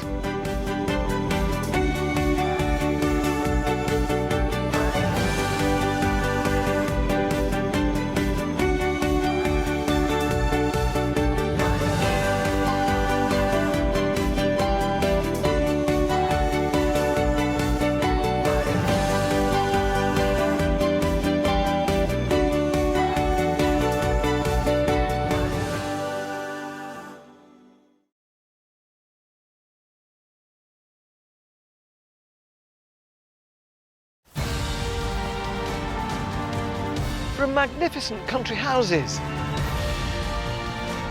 to monastic ruins. These are the landmarks and treasures that reveal our rich heritage and history. Oh, grand country estates to the factories at the heart of our industrial revolution. These are the buildings, landscapes and stories that uncover Britain's amazing past. It really is living, breathing, isn't it? From the wilds of Snowdonia to the dramatic Dorset coast, join me and a host of celebrities with a passion for the past as we explore the riches, treasures and secrets of one of our most loved institutions, the National Trust. From the prehistoric... I have never found anything like this. ...to the present day. Congratulations! The Trust has given us behind-the-scenes and below-stairs access... Are we going right to the ground? ...to some of its finest buildings and locations. There was gold under these hills. We'll meet the people keeping our historic traditions alive. Incredible! And the experts revealing the lives of those who shaped our past. Oh, look at that. It really is a treasure house. This is our heritage, our history. Welcome to the secrets of the National Trust.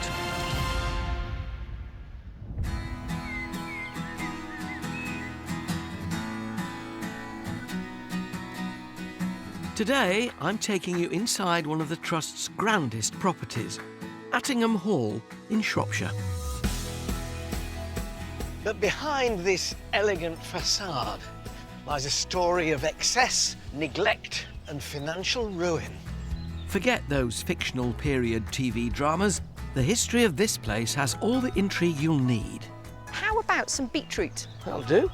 And there's a lovely bit of gardening to catch up on too. Thank you. Thank you. Also, comedian John Culshaw turns detective. Alan, look at this. And uncovers a long-lost Second World War secret. TV presenter and textile fanatic Lisa Holloway threads her needle and gets to work on a 430-year-old tapestry. Can I touch it? No. Come by. And historian Dan Jones There he goes. discovers how a bunch of Hollywood A-listers came to the rescue of a remote Welsh farm.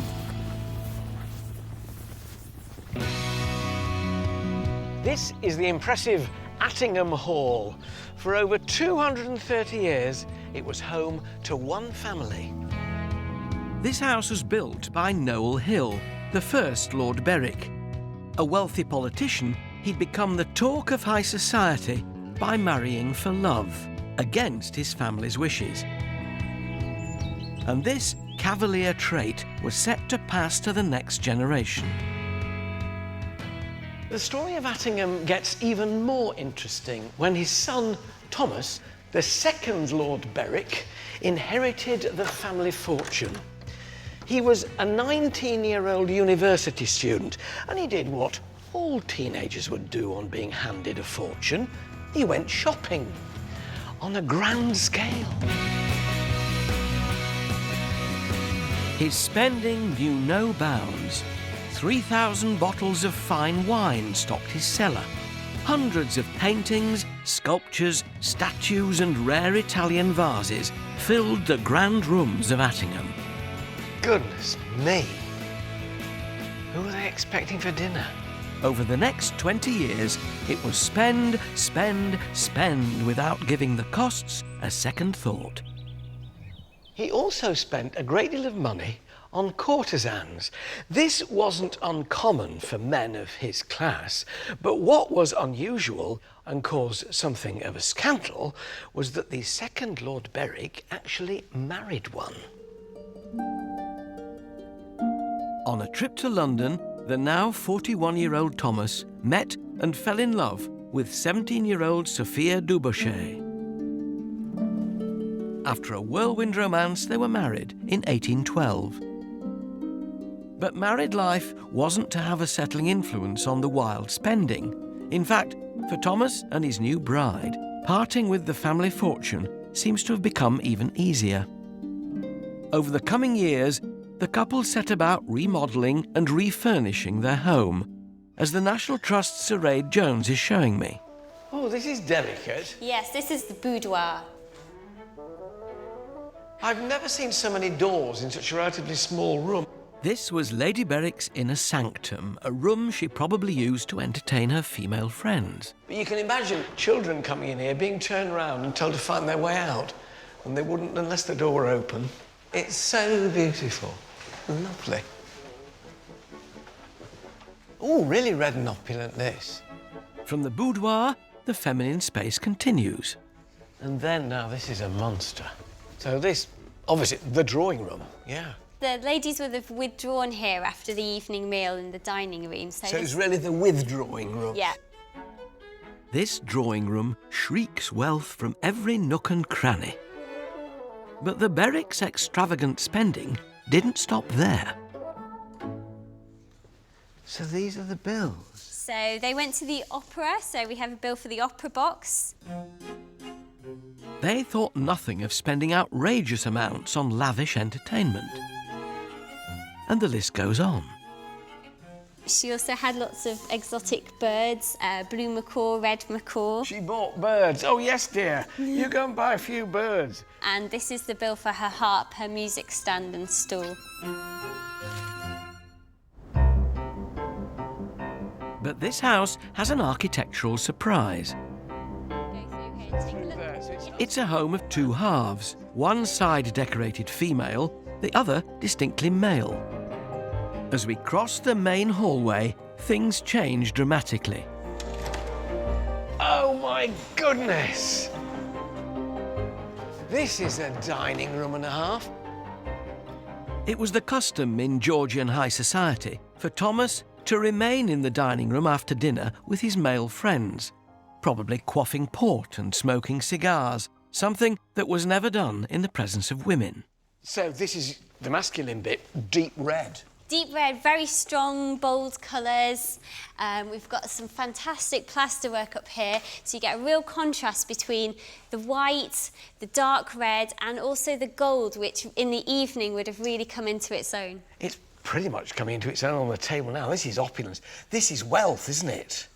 Very much all about status. Yeah. Big, bold metalwork, and the fantastic Gillows furniture as well. And William Pitt, the Prime Minister, looking at you while you ate. Masculine, masculine, masculine. Walking through this house, I can really get a sense of Lord and Lady Berwick living their grand lives, perhaps hiding from the social scandal their marriage had caused. But there was one thing they ignored at their peril: that their wild, uncontrollable spending was stretching this great family's finances to breaking point.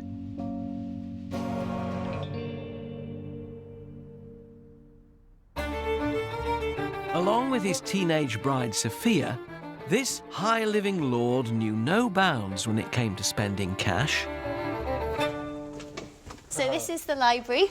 No man should be without a library. This is a manly library too, isn't it? Divided on gender lines, I'm on the masculine side of the house with the National Trust's Sir Aid Jones.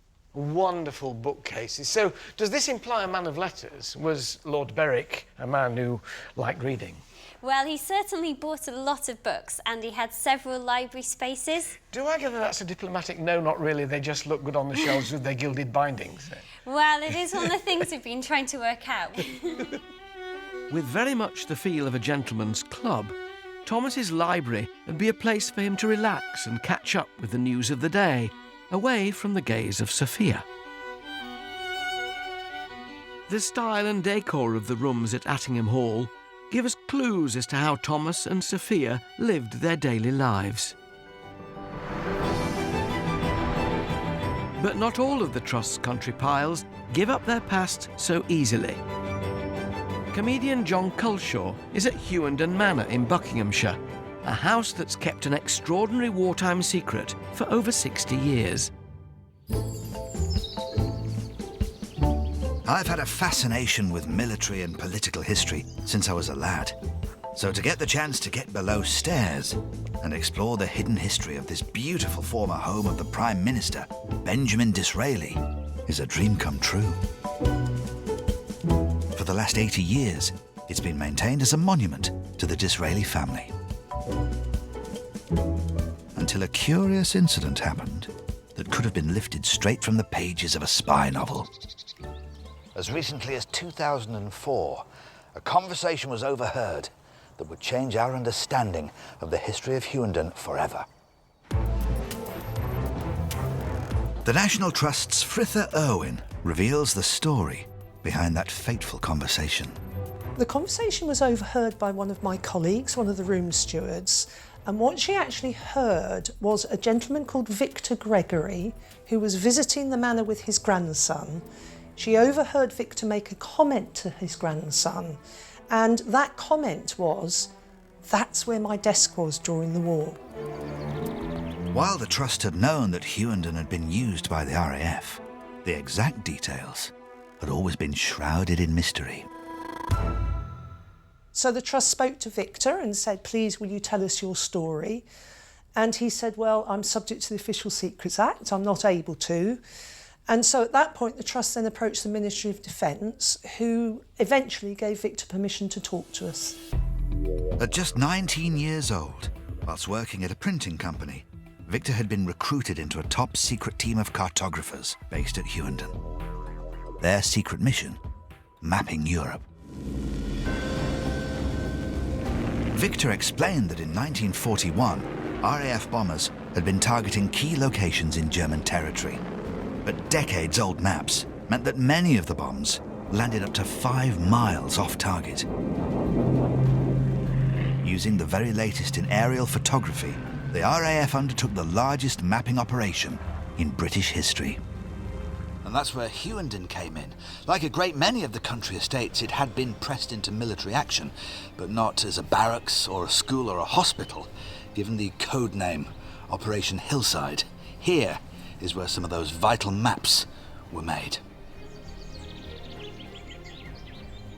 So Disraeli's lavish and peaceful country home. When the RAF moved in 1941, the beautiful paintings and furniture were moved into storage and replaced with draftsmen's tables. As word of Victor's story spread, more evidence came out of the shadows. This photograph, showing a group of men known as the Ice House Boys, helped unfold the story further. For it was here, in Hughenden Victorian Ice House, that the aerial photographic images were developed, enlarged and adapted to ensure more accurate bombing raids. Well, the target maps, of course, were based on photographs that were taken by aircraft based at Royal Air Force Benson, which is just over the border in Oxfordshire. So they would overfly either specific targets or just areas of enemy territory, take photographs, which then were used to develop the target maps for the future. There is no doubt that the work carried out at Hughenden, producing accurate and up-to-date maps, was giving Britain the advantage. Discretion, as always, was of the utmost importance. No one was to know what went on within these grounds, which is precisely why it remained a secret for over 60 years. With the Official Secrets Act still in effect, who knows what other stories may still be out there. And if it wasn't for a visitor, Victor Gregory, who just happened to mention it by chance, the Trust would be none the wiser. Well, thank goodness we do know, because what was already a most extraordinary house is now that bit more so.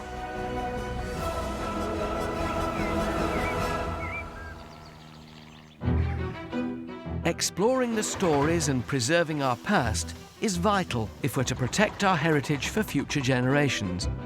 Here at Attingham, it takes 50 full-time staff and almost 500 volunteers to keep this place in mint condition. Helen Rouse oversees the conservation work at the house, and today I'm helping her start the delicate process of restoration on this 500-year-old masterpiece. I'm getting more nervous by the minute. You're fine. Right. So, Alan, we're just taking the weight at the bottom of the frame. Yeah. It's OK to slide your hand up the side of the frame. Yeah. OK? Yes. Lovely job. So, guys, if you just drop one of your straps... Are we going right to the ground? No, if we hold on to it now. Right. So we've now got it. It's you and me now. We're carrying it. It's you and me. We'll be fine. So No we're cause just for going to alarm. take it a short walk over here. Right. And then pop it down on these foam blocks. Just watch your feet there. Yeah. Either side. Cool. And then slowly lean it back against the T-bar there. We're down. Oh! There we go. We're fine. Oh, I had a Mary Rose moment then. And it's down. And I can see now it's very crackled. The surface is very uneven. It's the job of conservator Annabel Monaghan to preserve this precious work of art. The painting has been conserved probably several times in the past, and it has quite a sort of mottled appearance because of all these different areas of retouching and overpaint, and then all that is covered by a very yellow and discoloured varnish. Now, when furniture's being restored, they often talk about, oh, you've removed all the patina, it looks far too new. Is that something that you have to be careful of? You don't want this painting to look as though it was painted yesterday when you finished your work? Or do you? No, it never will, because it's aged and the paint has aged. But it will look better than it looks It now. will look better, and the colours will look hopefully more original to how they were when the painting was first made.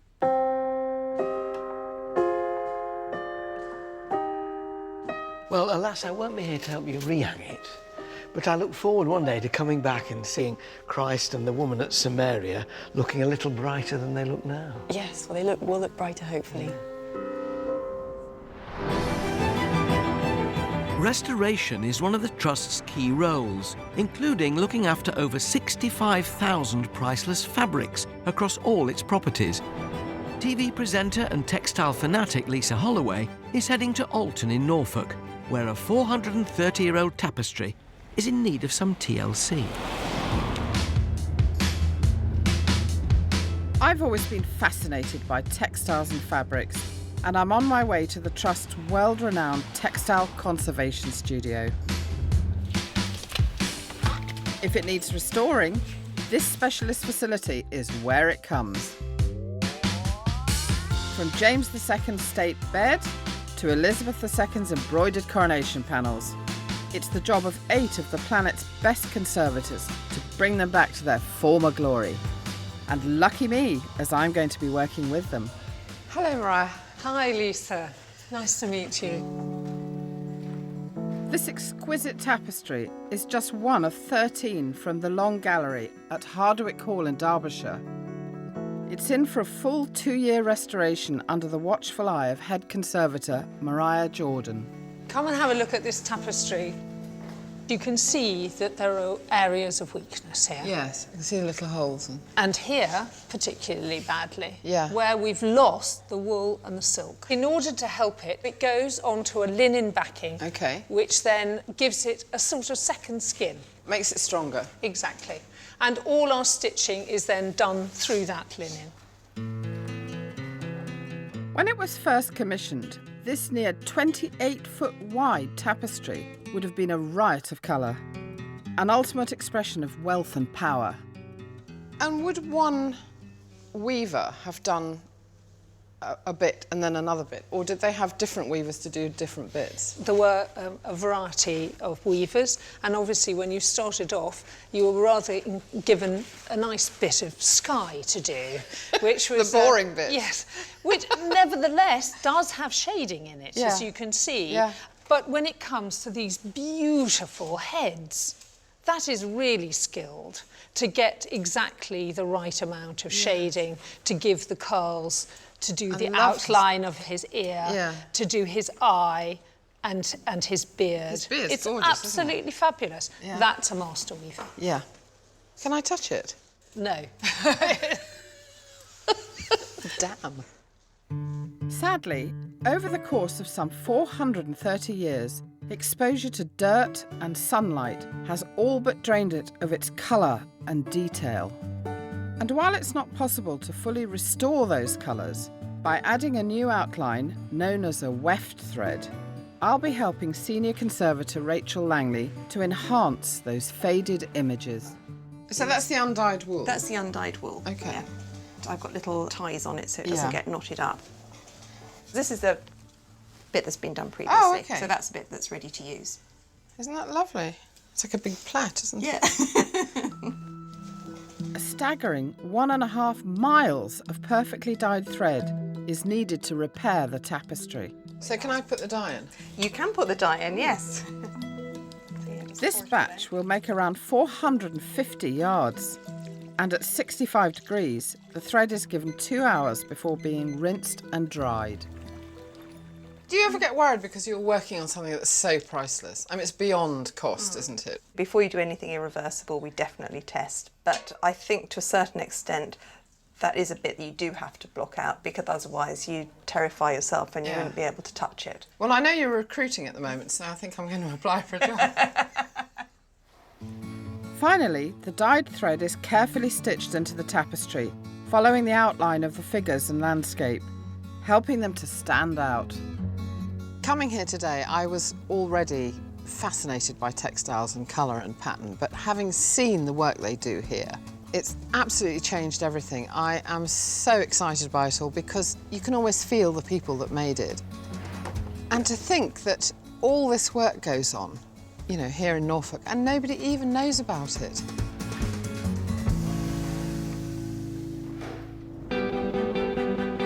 I'm at the grand and imposing Attingham Hall, a stately pile that's witnessed scandal and financial ruin, all at the hands of one aristocratic big spender, the second Lord Berwick, Thomas Hill. Entertaining and throwing lavish parties would have been a huge part of the Berwick social calendar. Caroline Pugh's been researching the etiquette of Georgian dining.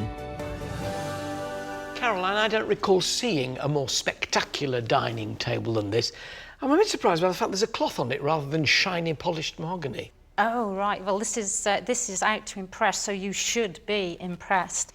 When you came into the dining room, all these desserts would be on the table, and most of it is edible, including the flowers. And you have to sit through the soup course, the fish course, 5 or 6 meat courses, until eventually the footman and the butler would remove this runner. Oh, I so see. They've So got these a go lovely down clean cloth, right down the side. right down either side, and remove any crumbs, so you've got a lovely clean cloth for your dessert course. And towering above it all, right in the centre, a pineapple. Yes, you're really somebody with a pineapple. This crowning glory of the Berwick's immaculate dining table, grown in their own hothouse, was the ultimate statement of status and wealth. And if you couldn't afford to grow your own, you could hire one in at great expense. I tell you what, though, looking at this, is it nice to know that even in Georgian stately homes there was some degree of pride when things were homegrown? A lot of the food that graced the Berwick's dining table was grown on their estate. And this kind of Georgian self-sufficiency was commonplace across many country estates of the day. 200 miles south of Attingham, Annika Rice is at Mottisfont Abbey in Hampshire, home to one of the finest and most expensive fly fishing rivers in the world, stocked with a plentiful supply of fish that would easily keep the tables at Mottisfont full.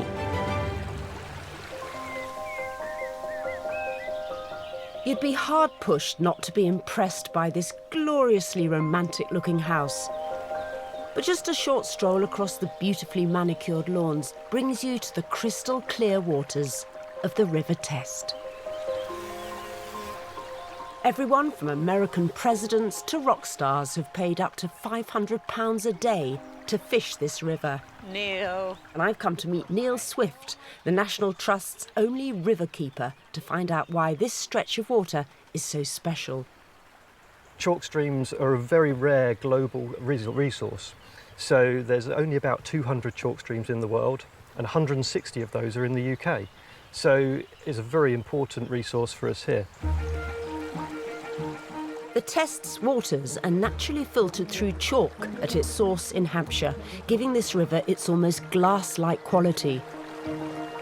Perfect for one particular species of fish to thrive, the brown trout. During the early part of the 18th century, fishing was one of the main pastimes at Mottisfont, with most of the catches ending up on the estate's dining room table. Today, though, the attraction is less about fine dining and more about an historical claim to fame, because this stretch of the River Test gave birth to the sport of modern dry fly fishing. There is the most idyllic hut I think I've ever seen in my life. It's rather beautiful, isn't it? It's stunning. So that hut is often known as Halford's hut, and he's known affectionately in the fly fishing world as the high priest of dry fly fishing. In 1905, Frederick Halford leased this breathtaking stretch of the River Test. For 10 years, he indulged his passion, casting his line out over these waters. The books he wrote here became the definitive guides for this type of fishing. So what I'm doing now is casting upstream to spots that I think there might be a fish. So you're really sort of playing the stream. It's a kind of constant activity, isn't it? Absolutely, especially in fast water like this. So I'm constantly putting the fly back out there into spots where I think there could be a fish. He makes it look so easy. I'm dying to have a go myself. It's about 3 o'clock. And that's the motion we're going to be using to flick that line and the fly out towards where we can see those fish over there.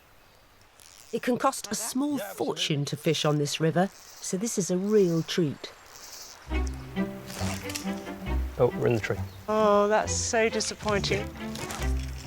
Rubbish. It's just not working at all. Oh, and we're back in the tree. Oh, no! Whatever happened to beginner's luck? Sorry, Neil. That's all right. Very important. I've got a fish. Oh! Sorry, Annika, there's a net up against the other side of the hut. Right, pop the net down in the water like that for me. OK, it's coming now. Net in the water, net in the water, net in the water. Oh. There it goes. Beautiful. We've caught ourselves a lovely river test brown trout. Oh my God, that was just all action. Most of the catches here are put back. Let him fight another day and someone else can have the pleasure of catching him. There he goes. With the sky-high prices to fish here, I'm wondering if there's a special celebrity service. Is this the moment where the drinks trolley clinks along? Well, I'm afraid we don't have a drinks trolley, but I do have a pork pie in my bag. If you'd like to share, we can head back to the hut. Smoothie, you. I wondered what you had in your interesting-looking sack.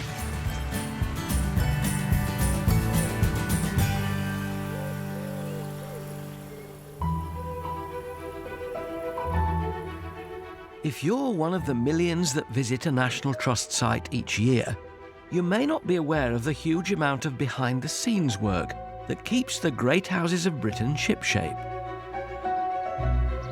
Here at Attingham, the gardens are still used and haven't really changed much since the days of the second Lord Berwick. I'm here to meet head gardener Catherine Dowd to discover just how vital this 2-acre site was to the running of the house. Catherine. Hello there. Now, they've sent me down here with my pineapple to your wall garden, saying go and see Catherine, she'll tell you how to grow pineapples. Yeah, well... So where are they? Yeah, they're just in the pinery. We've got the pinery and the vinery here. Now, I don't want to disappoint you, but I'm afraid we don't grow pineapples anymore. No. No, afraid not. They're incredibly expensive to grow. They need a huge amount of heat. Well, they were in the 18th century. I know. Well, that shows you just how much cash they needed to flash to show off to all of their neighbours. The technique, then, for getting this heat to produce a pineapple was what? Lots of muck. Yeah. Lots and lots of muck. And that generated the heat? Yes, yes. So here we've got the frame yard, and this was very much the beating heart of the garden.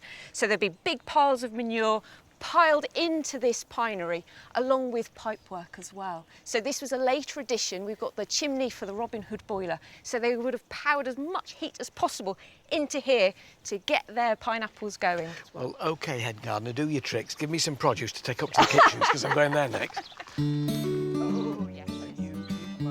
Today, this huge walled garden is maintained by a small team of staff and more than 70 volunteers.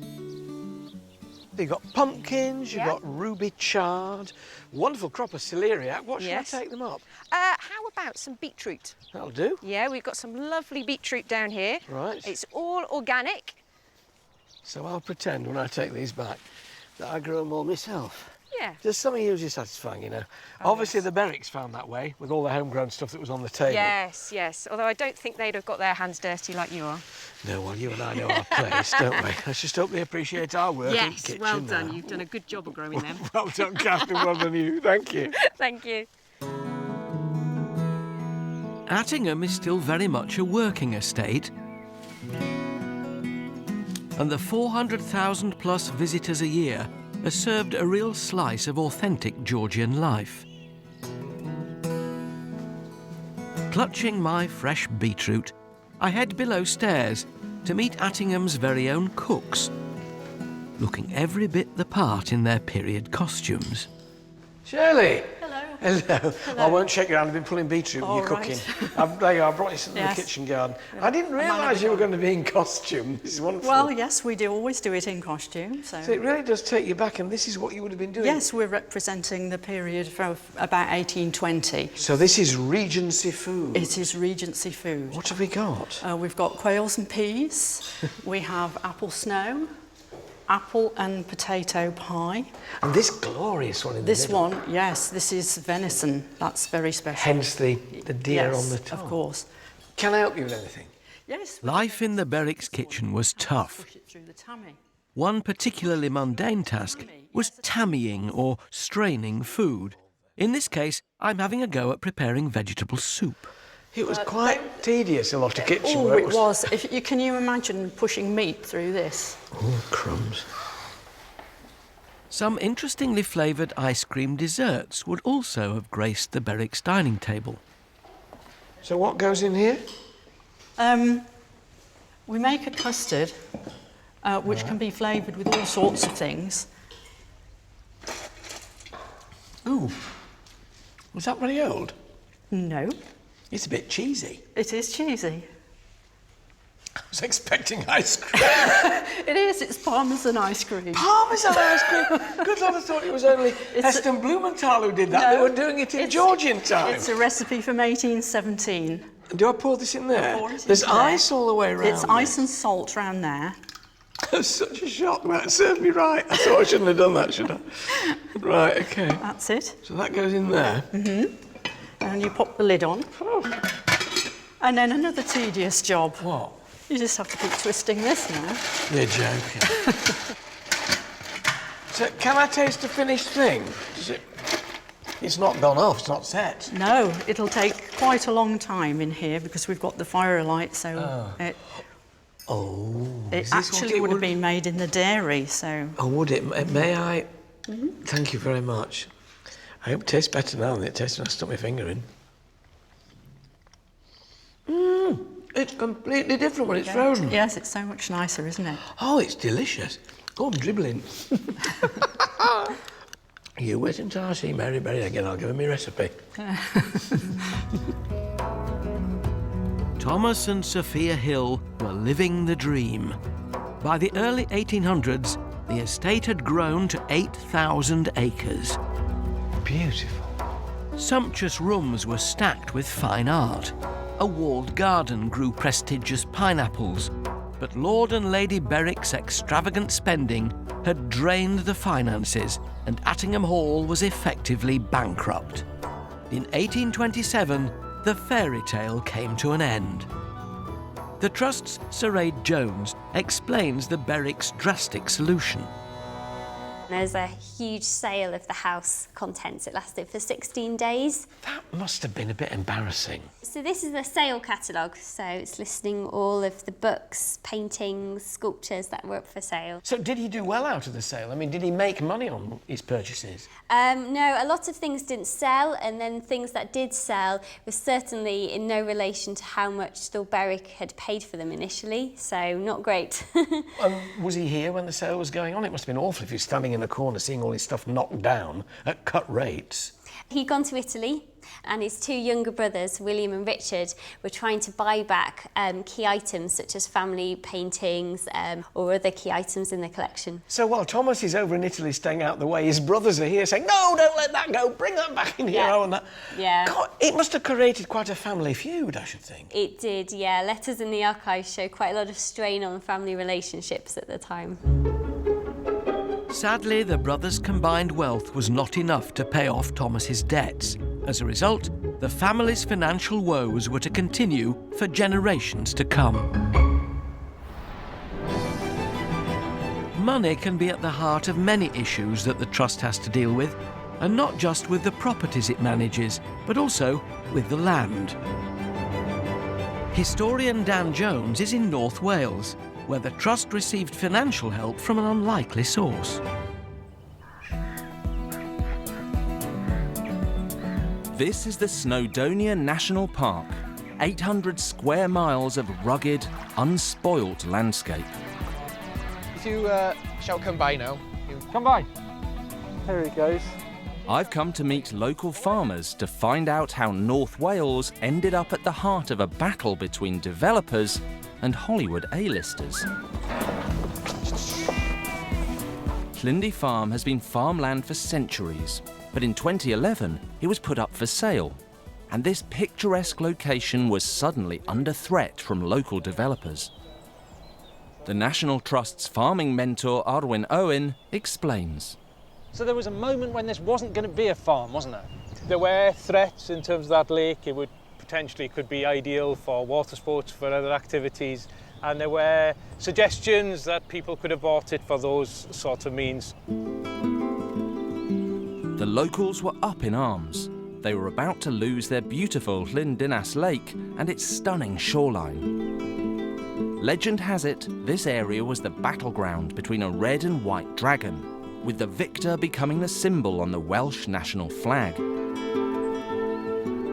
With all this priceless heritage on the line, help was to come from an unexpected place. Matthew Rhys, the now Hollywood actor, he was the figurehead. He gave of his time and he was very committed, and he certainly bought into the vision for the farm.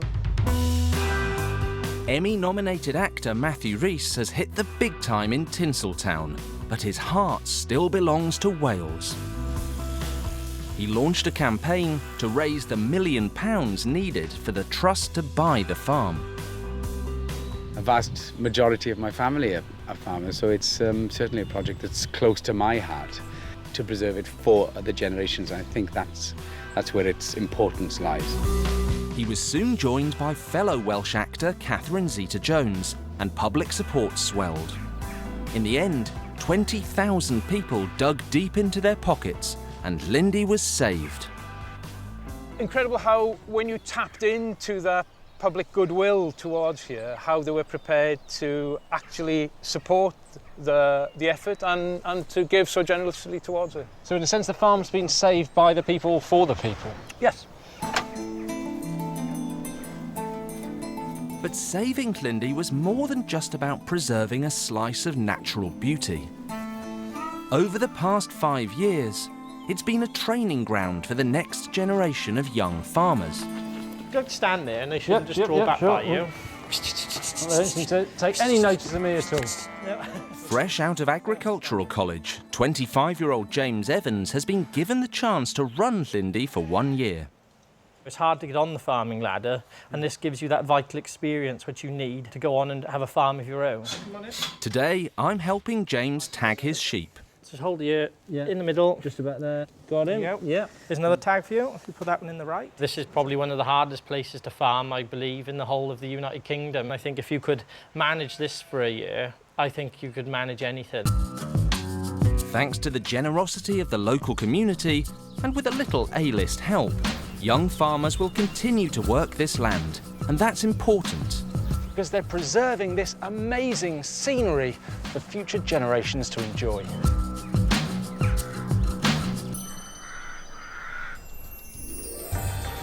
It's great to see people power in action, saving a local landmark, but sadly, Attingham Hall was not to enjoy the same generosity in the 19th century. Many of the priceless pieces of art were sold off. Thomas Hill was never to return to Attingham. He died in Italy in 1832. The house was inherited by his younger brother William, and over the years, future generations restored the rooms and filled them with furniture and fine art. Attingham remained in the family until 1947, when the 8th Lord Berwick, having no children to inherit the house, left the property to the National Trust in his will. Wow. And to this day, it remains one of the most generous gifts the Trust has ever received. The decades-long conservation work at Attingham has revealed a family history besieged with flamboyant living and rampant spending at the hands of the 2nd Lord Berwick, Thomas Hill. He may have effectively almost bankrupted the place, but what he also did was to give it a kind of style and grandeur, which makes it such an impressive part of our history. From beautiful rivers to priceless art, from war heroes to unspoilt land. As we live our lives in a busy modern world, the Trust's secret treasures link us with our past. It's our history, our traditions. This is our story. Next time, I'm going behind the scenes at Quarry Bank Mill in Cheshire. Oh, rules! To discover the harsh realities of the Industrial Revolution. It would be relentless, people working for 12 hours or more. It was virtually slavery. Dan Jones reveals the lives of our prehistoric ancestors. This actually looks rather like a kind of dragon's claw. And Oz Clarke gets hands-on with some Civil War weapons. It really is living, breathing, isn't it?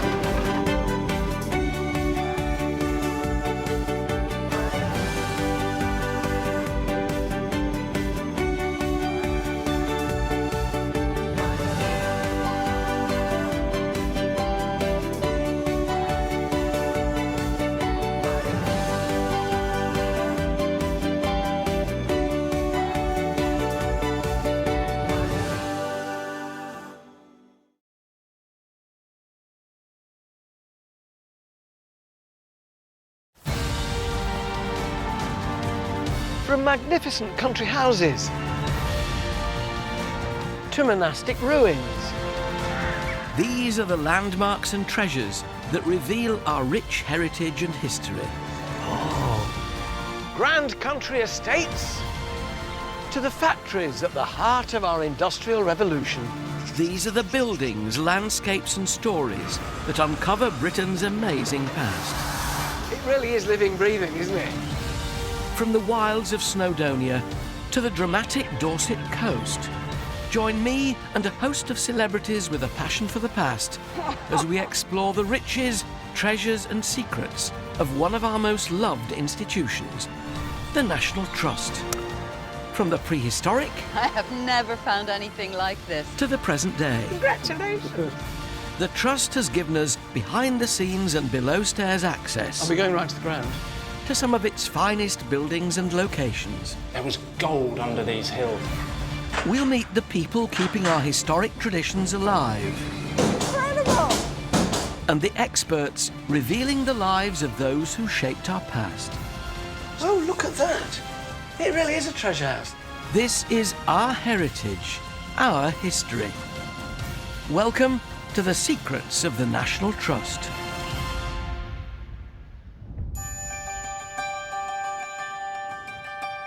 Today, we're in the Lake District, a place that inspired one of the best-selling children's authors of all time, Beatrix Potter. Because hidden behind her famous tales lies a real life story of how a formidable woman... She was unsqueamish enough to actually skin him? ...abandoned her hugely successful writing career. The thing about Beatrix was that she was becoming not just an author, but a brand. And exploited her character's fame to become the Lake District's greatest guardian. This managed to make sure that all that out there would be preserved for the nation. Also, Joan Bakewell travels back to where the National Trust first began. Congratulations! The first part of the jigsaw. Oz Clarke finds his way into a top-secret nursery in search of some of the rarest plants on Earth. You got barbed wire on the fence. You do get some crazy people who are plant collectors. And Susanna Lipscomb is witnessing how the preservation of a coastline helped save a species. Oh, I think I see one or two. But before all that...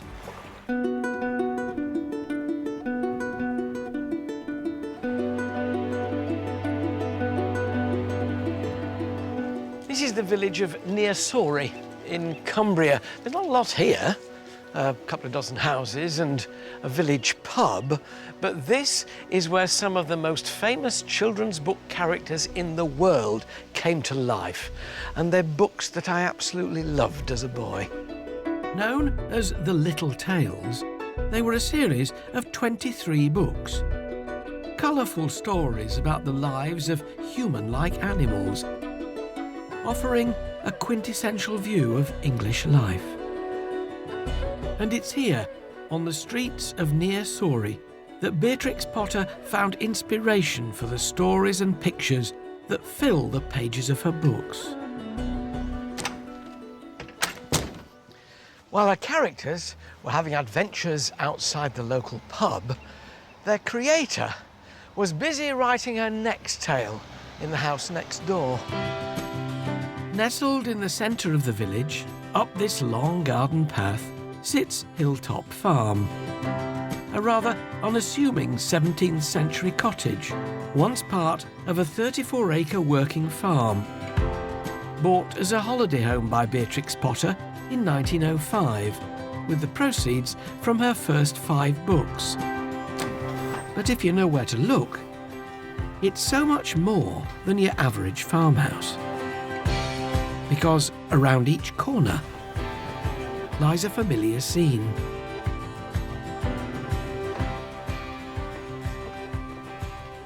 Of a garden and a farmyard. It's very atmospheric. It feels as though she's still here.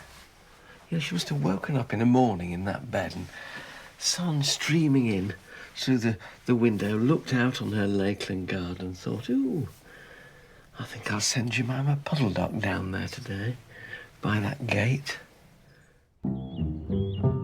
Beatrix's career as an author began in 1902 with The Tale of Peter Rabbit. The book was filled with page upon page of Beatrix's own hand-drawn images of animals. And it's how she managed to create these lifelike drawings that gives us our first glimpse of the real Beatrix Potter. House and Collections Manager Liz Hunter McFarlane explains the macabre lengths the young Potter went to. She was renowned for her accuracy in portraying animals anatomically and plants and flowers, from my point of view. How did she get that accuracy? Well, from being quite young, when they were on their holidays on the Scottish estates, she and her brother would bribe the gamekeepers to bring them animals that they could then dissect. Dead animals? Absolutely. She saw herself as an artist in training and a scientist. She was somebody who was interested in how these animals worked, and she wanted to know from the inside out. But it was her pet rabbit who'd inspired her to create her first books, copying his markings exactly to reproduce her fictional character. But when that pet rabbit died, she faced a problem. I'm now wondering what this rabbit pelt's doing here, and I'm beginning to suspect. This is the pelt of Benjamin Bunny.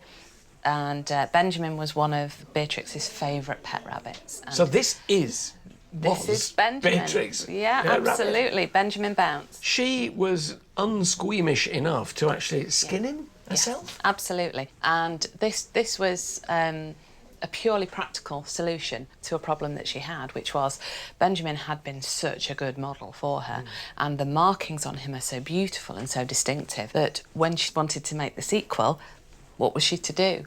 Gosh, hello, Peter. I'm wearing blue. Beatrix Potter's approach to life and the subsequent success of her much-loved character Peter Rabbit would make her one of the most famous authors of all time. But in truth, a career as a writer wasn't what she wanted at all. While living in London, Beatrix Potter had bought Hilltop Farm with the proceeds of her first 5 books and used these buildings and streets for inspiration. But behind the chirpy, playful children's tales that had made her famous, a darker chapter of her life was unfolding. Author Sarah Gristwood is an expert on Beatrix Potter. The kitchen, I mean, this is the heart of the house, really, isn't it? Yeah, it is. Well, it would have been of an old farmhouse, Yeah. absolutely. What was the stage in her life when she came here, then, to live? Well, she was at a real, what she'd hoped would be a turning point. She'd published half a dozen of the little books already, but she'd just suffered a huge personal tragedy. Beatrix had become engaged to her publisher, Norman Warne. But sadly, less than a month after his proposal, Norman died of leukemia. It was a crushing blow for Beatrix, who saw Norman as the start of a new direction in her life. Without him, she'd have no choice but to remain in London with her parents, escaping to Hilltop to write.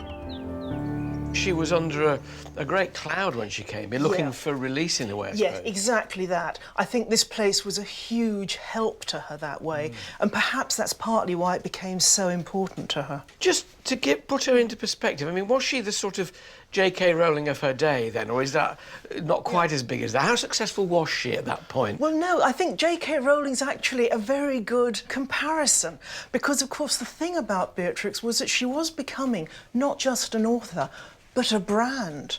And so she really was becoming almost a trademark, the 2 tales a year. Very savvy. Very savvy businesswoman. But Beatrix had been brought up as a Victorian daughter, and until she married, her dream of living in the Lake District would have to wait. Even though she was rising 40, a successful author, becoming a wealthy woman, she was still a Victorian daughter at home who, until she married, was expected to stay there and help take care of her ageing parents. At the same time as Beatrix Potter was having to cope with the obligations placed upon her by Victorian England, across the country, attitudes towards wildlife and conservation were beginning to undergo a remarkable change. Britain had begun to preserve the environment. Historian Susanna Lipscomb is on the Norfolk coast, an area rich in natural history, but whose value wasn't realised until it was almost too late. This is Blakeney Point, 6.5 kilometres of shingle spit made up of sand dunes and salt marshes. An idyllic place for both wildlife and people.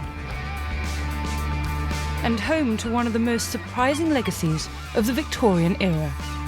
This is the National Trust Remote Research Outpost. For over 100 years, this converted lifeboat station has led the way in nature research and conservation.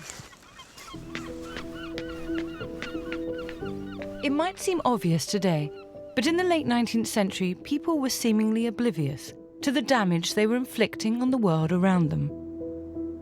Here on the point, with no legislation to stop them, shooting parties and local fishermen had free run, decimating the seal and bird population. But in 1912, the National Trust took over the site, declaring it a nature reserve, dedicated to the protection and research of the precious flora and fauna. Scientists began studying the local wildlife, working out how best to protect it. But fishermen believed that unless the hunting of seals was allowed to continue, fish stocks would be at risk. The local seal population was in grave danger. Hello, Susanna. Lovely to meet you. Lovely morning. I'm looking forward to this. I'm with the Trust's coastal ranger, Ajay Tagala. So where are we headed now? We're heading to the western end of the shingle spit. So behind us we've got 4 miles of shingle and then the sand dunes at the end, and we're heading to the very end where the seals should be. It wasn't until the 1970s, when numbers had plummeted, that a protection law was finally passed and the seal population was allowed to recover. We're going at high tide, so we should see lots of them nice and close. The seals have spent the day hunting at sea, but as the tide retreats and the sandbank is revealed, they've returned to digest their food. I can get, there we go. Oh, it's a hard life, isn't it, lying on the sun? Look how, they look so sweet. They are sweet little things, yeah. When the Trust first took over, this beach was virtually empty. But thanks to the protection of their habitat and the work of Ajay and many rangers before him, this is now the UK's largest seal colony. You can see there's quite a few youngsters, which shows they've had a good breeding season this year, good survival of the young, so that's a really good sign. Oh, wow, look at all of them. They're amazing. So how many do you have here? We often have over 1,000. We're at about 500 in total at the moment. Okay. But numbers are fluctuating. They're moving all around the sea. Ah, okay. So they're very mobile. Why is it so important to count them? It's important because it gives us an understanding of population dynamics, and with them being top of the food chain, it's an indication of health of the ocean and the fish as well. Had it not been for a change in attitudes over a century ago, and the start of conservation as we know it, this seal colony and many of the other precious species might not be here today. Back in the Lake District, Beatrix Potter continued to visit Hilltop, but only for a few days at a time. She must have written and illustrated more books when she came here, because I recognised the pattern on the bottom of that dresser from one of the books. Yeah, you absolutely do. And you can see how she took a huge pleasure in using this house and the village for copy. And she actually wrote about that, how that kitchen range behind you, she wasn't wild about it, but she couldn't replace it. She needed it for the next book. That was Tom Kitten. The Tale of Tom Kitten was Beatrix Potter's 11th and most lucrative book to date. Her writing career was flourishing, but her attention was elsewhere. And with the help of local solicitor William Heelis, she'd acquired a new focus, buying up key pockets of land around the village. The couple soon became engaged, and Beatrix was finally able to escape London and begin the life she'd always wanted to live. So when she did marry, when she did come and live here permanently, she then changed from being an illustrator and a writer of children's stories to being a farmer. What really fascinated me about Beatrix Potter is that her life fell into 3 completely different stages, and what we think of, the writer of the little tales, was really only quite a small part of it. When she married in 1913, her life changed completely. She was Mrs. Healis. She didn't want to be even called Miss Potter, Beatrix Potter, anymore. She was a farmer, and that's what she wanted to do for the next 30 years that remained to her. But becoming a farmer was just the beginning of a life she'd been planning since she was a teenager. I'm heading for the shores of Lake Windermere, the location of a childhood summer holiday and a meeting with a man who would change her life forever. Here to show me round is Hilltop's house and collections manager, Liz Hunter-McFarlane. I've seen a photograph of Beatrix and her family standing in front of this castle. What is it? This is Ray Castle, and it was rented out, and Beatrix and her family took it for the summer of 1882. Now, this is where she met Canon Rawnsley. Now, Canon Rawnsley is a big figure in the National Trust. Tell me about him. Canon Rawnsley was the most charismatic character, and anybody would have been bowled over by him. Rawnsley came from a sort of a line of people who were starting to think about the preservation of the Lake District, the caring for this part of the world, this cultural landscape, and he recognised the threats that were coming from road builders and the railways, and he would talk to anybody who would listen and try and explain to them the dangers of losing the way of life here. Little did they know, this chance encounter at Ray Castle would affect this part of the world forever. So she was indoctrinated with this, in effect, at a very early and impressionable age, and carried it with her throughout her life, the importance of keeping this amazing scenery. I mean, when she must have looked out across that view, who could fail not to want to cherish that? The fells with the sun on them, it really makes you want to hang on to this, doesn't it, as a landscape? It's glorious. Absolutely. But Beatrix's new friend, Canon Rawnsley, was more than just a passionate speaker. He had ambitions of founding one of the largest landowning organisations in the country. Joan Bakewell has put on a life jacket and gone to visit the place which inspired it all. I'm on Grasmere in the Lake District. I have to say, on a golden morning like this, you don't need an excuse to head for this very beautiful little island. But there is something else about this island. It's the spark that helps in the creation of the National Trust. Canon Rawnsley adored Lake Grasmere, in particular, its island in the middle. But in 1893, this island was put up for sale, not only putting it at risk from developers, but making it out of bounds to Rawnsley and the general public. Without money or a legal foundation, Rawnsley was powerless to stop the sale. As historian Merlin Waterson explains, Rawnsley was going to need some help. There were 3 founders of the trust. There was Canon Rawnsley, and then there was Octavia Hill and Robert Hunter. Octavia Hill had all these influential friends and was able to generate a lot of support that way, but Robert Hunter was the genius who realised how you could create a body which had these statutory powers.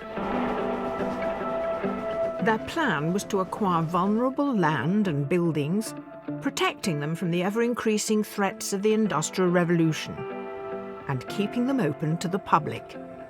But it wasn't going to be easy. How did he get the money together? Octavia Hill was very clever at raising money. She had a lot of very influential friends, and when these inaugural meetings were taking place, very well-heeled people came, and people with real political influence. So she brought that to the party. The renowned social activist's list of contacts went deep into London's high society. Such names as the first Duke of Westminster, Queen Victoria's daughter Princess Louise, and one Helen Beatrix Potter, one of the fledgling trust's major donors. The trust soon set about acquiring more land, and and has since become one of Britain's largest landowners. With over 600,000 acres, more than 300 properties, and 775 miles of British coastline on its books.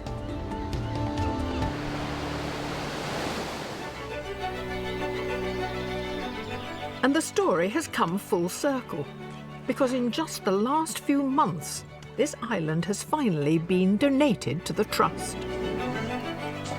Well, here I am. Allowing Grasmere's manager, Dave Almond, and I to head back to where it all began. I think it would be lovely and so fitting under this spreading oak tree. To mark out the next chapter in its life. Rightio, okay. That's very good. So if you like to just stand back a bit, I'll give it a bit of a wallop. One that will allow public access to it forever. One can only imagine how thrilled Callan Rawnsley would be. First piece of the jigsaw. It's really extraordinary. It's taken 120 years Yep. to get this island. It was where the idea began. Yep. 120 years roll by, and we've put it We've done back. it. That's great. Yeah.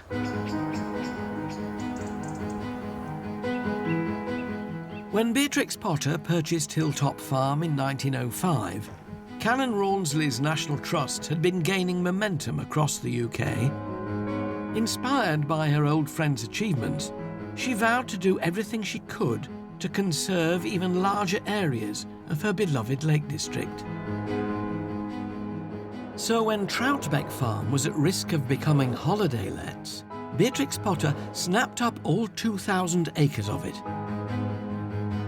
But it wasn't just the income from her book sales that made this possible.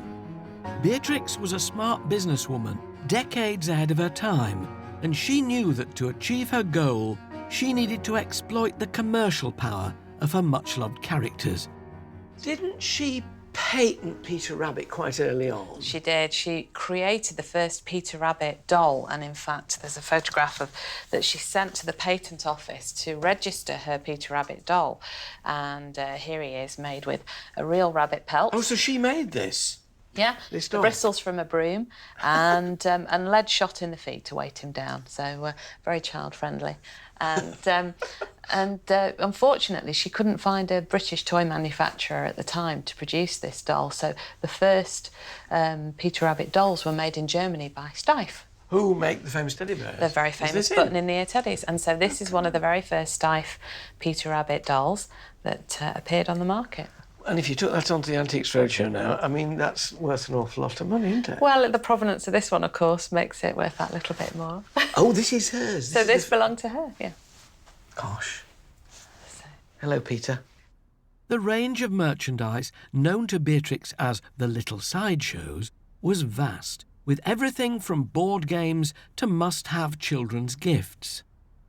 She's doing this because she knows he's a money spinner. So, yes, she's writing delightful children's books, but she's got a great business sense as well to do all this. Absolutely. I mean, Beatrix was the original sort of merchandise guru. She beat Disney before Disney knew what they were on then, really, Absolutely. in terms of this kind of thing. Yeah. And Peter was the first licensed character. In the later days, she was really pushing her publishers to say, which new Little Sideshows have you got coming out? What are you producing now?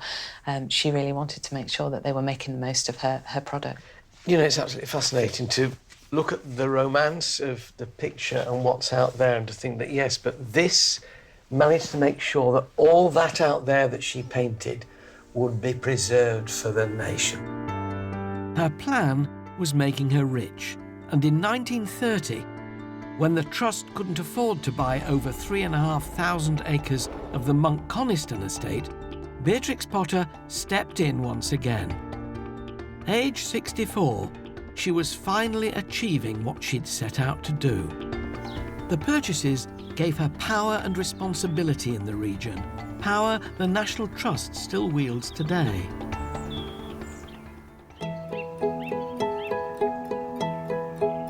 Hilltop Farm, the inspiration for many of author Beatrix Potter's most famous stories. But it's outside, in her garden, that one feels a connection with her two most famous characters, Peter Rabbit and his cousin, Benjamin Bunny. If the little rabbits were here today, This is where I'd find them, in Hilltop's garden, cared for by head gardener Peter Tasker. It's his job to keep it just as Beatrix would have had it over 100 years ago. But round the end of a cucumber frame, whom should he meet? Not Mr. McGregor, but Pete the gardener. Lovely to see you. What are you doing? Just putting out some wallflowers. Oh, go on then, I can't resist. Chuck me a few over give you here. a bundle. I'll keep my hand in. There we You know. Was she a keen gardener, Beatrix Potter, do we know, Pete? She was a keen gardener. She'd never really done any gardening until she came to Hilltop. But when she got here, she was obviously interested in the natural world and gardens, so she really went to town with Hilltop. Yeah, because it wasn't the thing that well-brought-up ladies in long frocks did. It wasn't at all, no. Young ladies of her social standing were basically just encouraged to find a husband, a suitable husband, and that was that. So she kind of railed against that and decided she was going to do all sorts of manual stuff as well. And, of course, the garden features in so many of the books. Jemima Puddled Up and the Rhubarb and the Gate. We've got Jemima's rhubarb patch behind us, and the main path features in the tale of Tom Kitten. There's a picture of Tom and his sisters in their Sunday best, heading off down the path. There must be a great pressure on you to keep it looking like it did in her day. There is. In some ways, it's nice to have these pictures because you can base your design around them. From your and my point of view, it's lovely that it includes so much gardening within its pages. It's just that we now are branded, all we gardeners, as all being as grumpy as Mr. McGregor. Well, that's true, yeah. Mr. McGregor didn't do us any favours, really. He didn't, really. Although I have to say, I think he was justified in a lot of his grumpiness. I think I would have been the same if the rabbits had come and taken all my onions or eaten my lettuces and stuff like that. It can be hard work at times. Even if they're called Peter. Even if they're called Peter. I have to tell you, in my garden, rabbits aren't generally called Peter. They're called something else. Yes, exactly. Give us another wallflower. There you go. Come springtime, these wallflowers, which Pete and I are tucking in for the winter, will burst into life.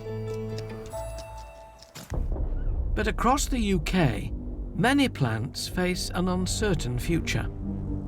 Oz Clarke is at a secret location to find out more. This is not exactly your typical National Trust property. Gone are the welcoming smiles, replaced with high fences and razor-sharp barbed wire. It's more like entering a top-secret facility.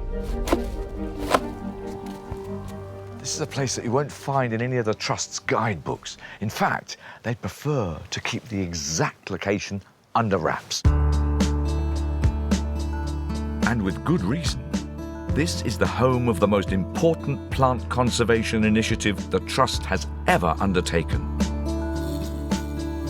Precious blooms that are considered as valuable as fine paintings or grand, stately homes are brought here. Gathered from the Trust's 200 gardens across the UK, this place ensures the survival of some of their rarest plants. This is a cutting from the Ankerwick yew. That's the tree which saw the Magna Carta being sealed in 1215. And the tree's about 2,500 years old. The Romans hadn't even arrived then. This is our native juniper. Here's the female with the berries. Here is the male. This is the only male of its type in existence. So for the sake of English gin, gotta preserve this.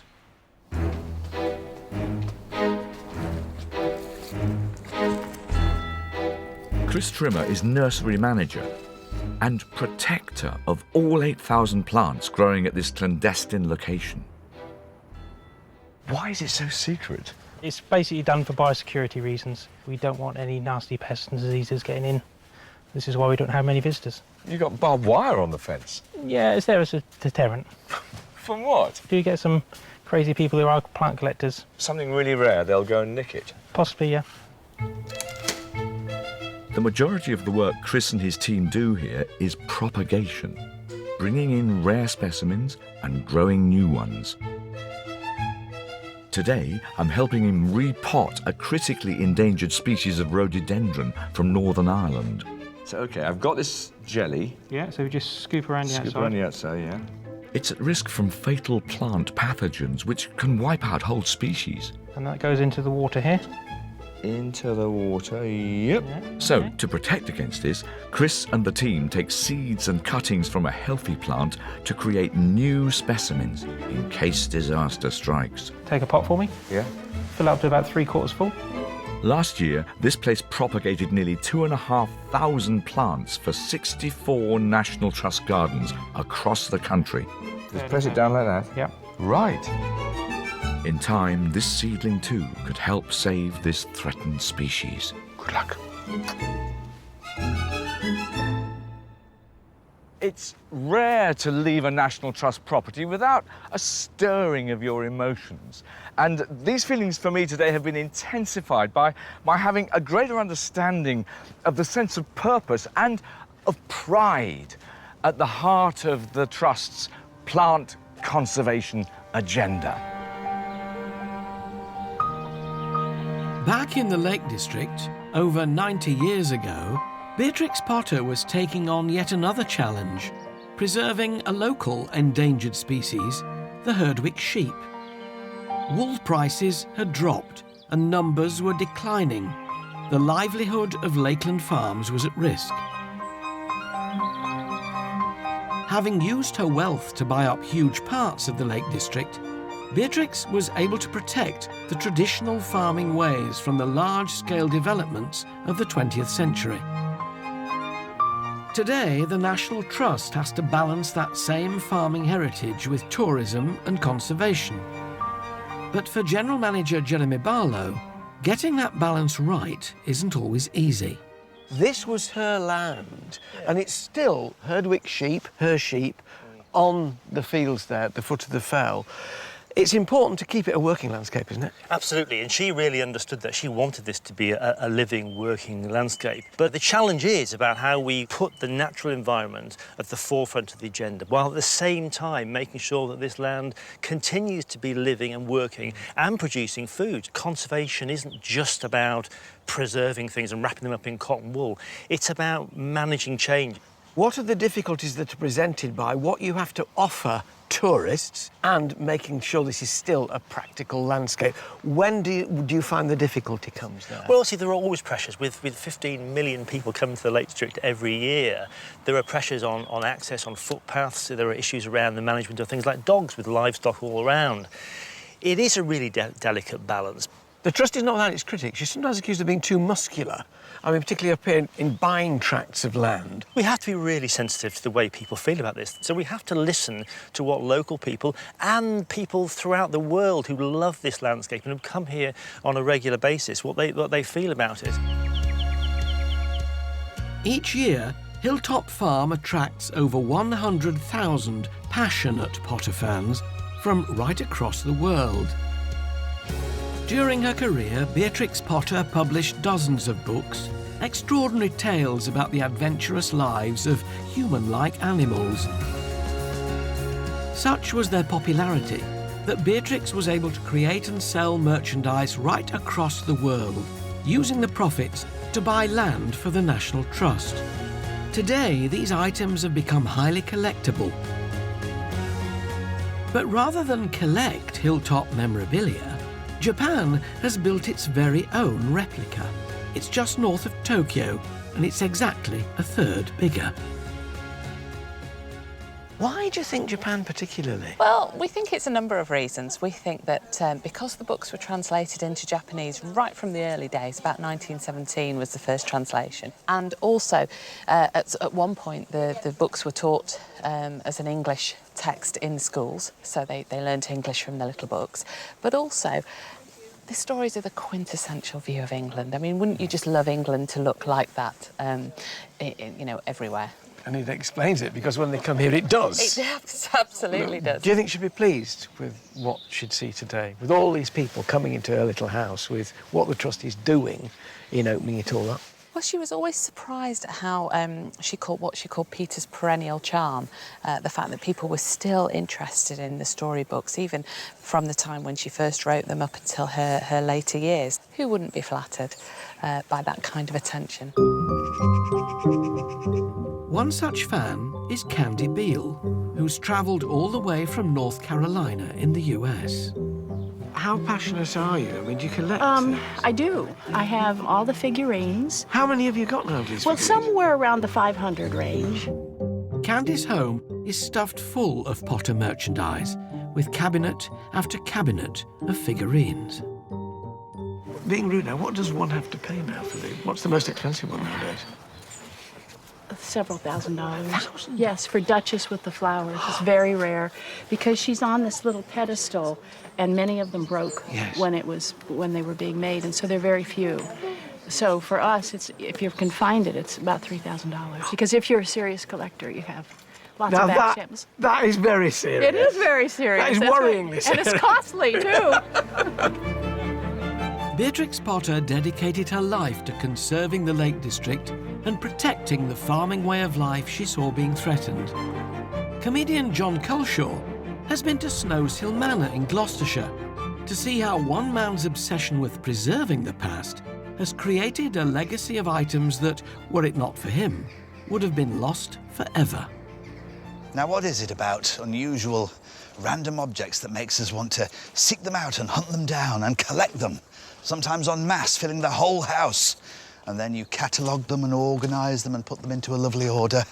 Well, I've done this in my time, collecting things from cards from teabag boxes to beer and whiskey glasses, even a Ford Granada and a Ford Cortina.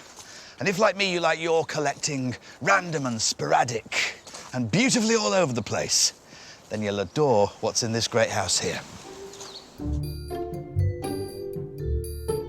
Every corner that you look there is detailed. It's like an Aladdin's cave in here. Atmosphere packed into every square millimetre. Over 22,000 extraordinary objects, filling every nook and cranny. Drums, hats, boats, coats of arms, flags. There's just everything here. This unbelievable collection is the life's work of one man, architect and artist Charles Paget Wade. Everything is just scattered in this brilliant way that just fires your imagination. But since Wade's death in 1956, it's fallen to the National Trust to care for it all. Being in here, it's the closest you can get to time travel. Beetles and stick insects. And above, the largest lepidopteran moth in the world. I'm finding out more about this extraordinary man from the Trust's Harriet Groves in the aptly named 100 Wheels Room. This is the kind of Tour de France I would like to see. Look at that. What sort of character was Charles Paget Wade? He was a very talented artist. He trained as an architect. He used to throw parties for his friends and they'd all dress up in his costume collection. And they'd perform really Victorian Gothic plays. And you can imagine it was quite atmospheric here when he was here. I think he would have been quite an unusual but interesting person to have been around. Wade's appetite for collecting was prolific.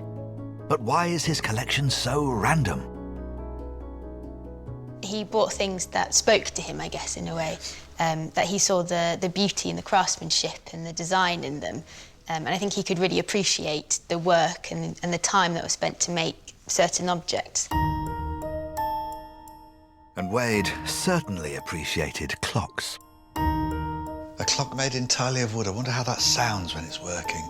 Maybe like a very ordered, slow woodpecker, something like that. Over 178 clocks and timepieces are scattered throughout the house.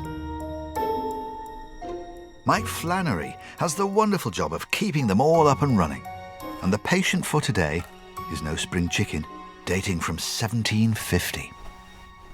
It's a beautiful little clock. It's good. Just the one hand there, that's interesting, isn't it? In the day this was made, this clock would have been set off a sundial. We only had one hand because you didn't need to be any more accurate. Here is the vacuum cleaner. Every year, this old timer gets the once-over.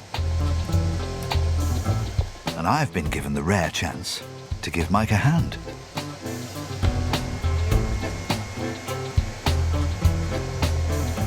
What we're going to do now is to put a tiny bit of oil on a couple of these parts. Just a dab of oil on the essential moving parts will keep this centuries-old timepiece running like clockwork. That's lovely. Beautiful job. Snowshill Manor is filled with objects that have been sadly replaced by the progress of technology.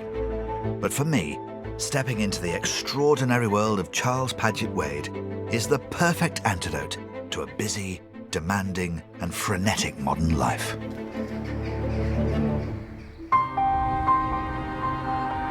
Whether it's rare clocks in Gloucestershire or precious landscapes in Cumbria, history will always remember those who've paused to care for our nation's heritage.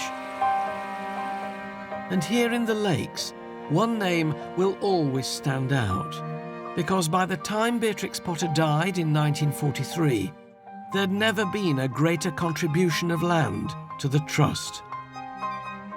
Her legacy to the Lake District is enormous. It is. I mean, she was uniquely placed to be able to protect areas that were at risk at a time, really, when people weren't recognising the need to protect valleys and the kind of cultural landscape that we have here. How much did she leave in total? Well, it was over 4,000 acres by the time she died, so a huge sort of portion of this part of the Lake District that was protected just because she was able to do so. Beatrix Potter was an author, an illustrator, and a businesswoman, but she'll also be remembered around here for being a great environmentalist long before the term was invented. The Lake District gave her respite and inspiration. In return, she gave us the Lake District. Well, certainly a large part of it.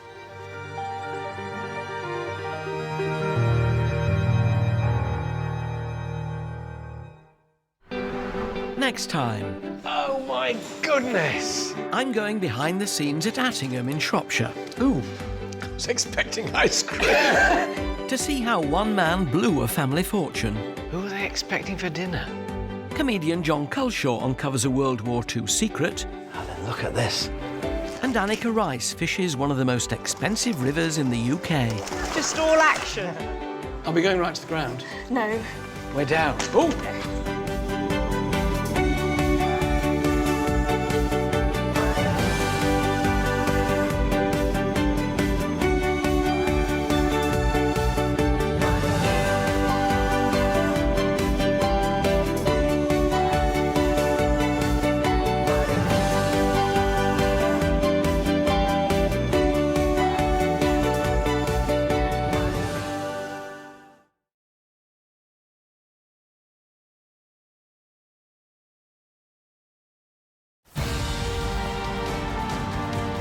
From magnificent country houses to monastic ruins. These are the landmarks and treasures that reveal our rich heritage and history. Oh. Grand country estates to the factories at the heart of our industrial revolution. These are the buildings, landscapes and stories that uncover Britain's amazing past. It really is living, breathing, isn't it? From the wilds of Snowdonia to the dramatic Dorset coast, join me and a host of celebrities with a passion for the past as we explore the riches, treasures and secrets of one of our most loved institutions, the National Trust. From the prehistoric... I have never found anything like this. ...to the present day. Congratulations. The Trust has given us behind-the-scenes and below-stairs access... Are we going right to the ground? ...to some of its finest buildings and locations. There was gold under these hills. We'll meet the people keeping our historic traditions alive. Incredible! And the experts revealing the lives of those who shaped our past. Oh, look at that. It really is a treasure house. This is our heritage, our history. Welcome to the secrets of the National Trust. Today we're taking you inside the largest monastic ruin in Britain. This heart-stopping place is Fountains Abbey in North Yorkshire, known as the Wonder of the North. We'll uncover how ancient religious buildings like this shaped Britain and transformed our landscape. With revelations about the unsavoury ancient rituals of the monks who lived here. Sitting there with 3 leeches up each arm saying, "Nice mornings." And secrets buried deep underground. This whole area here then, Chris, is a graveyard. Also tonight, Miriam O'Reilly hunts down one of the rarest animals in Europe. They keep zooming out over our heads. I'm so surprised at how balletic they are in the sky. Historian Dan Jones uses cutting-edge technology to reveal the hidden secrets of Scotland's very own Giant's Causeway. So we're now going right into that cave here. Incredible. And Annika Rice gets to grips with the brute force of ancient industry. It's amazing to see that take shape like that.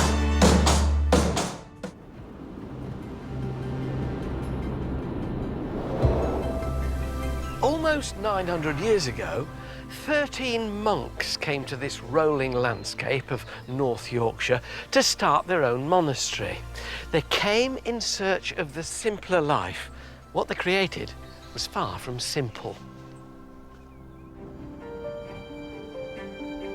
For more than 4 centuries, Fountains Abbey was one of the largest, richest and most powerful monasteries in the land. In medieval Britain, religion was at the heart of society. Monasteries dominated the landscape. They were beacons of authority, of wealth and worship.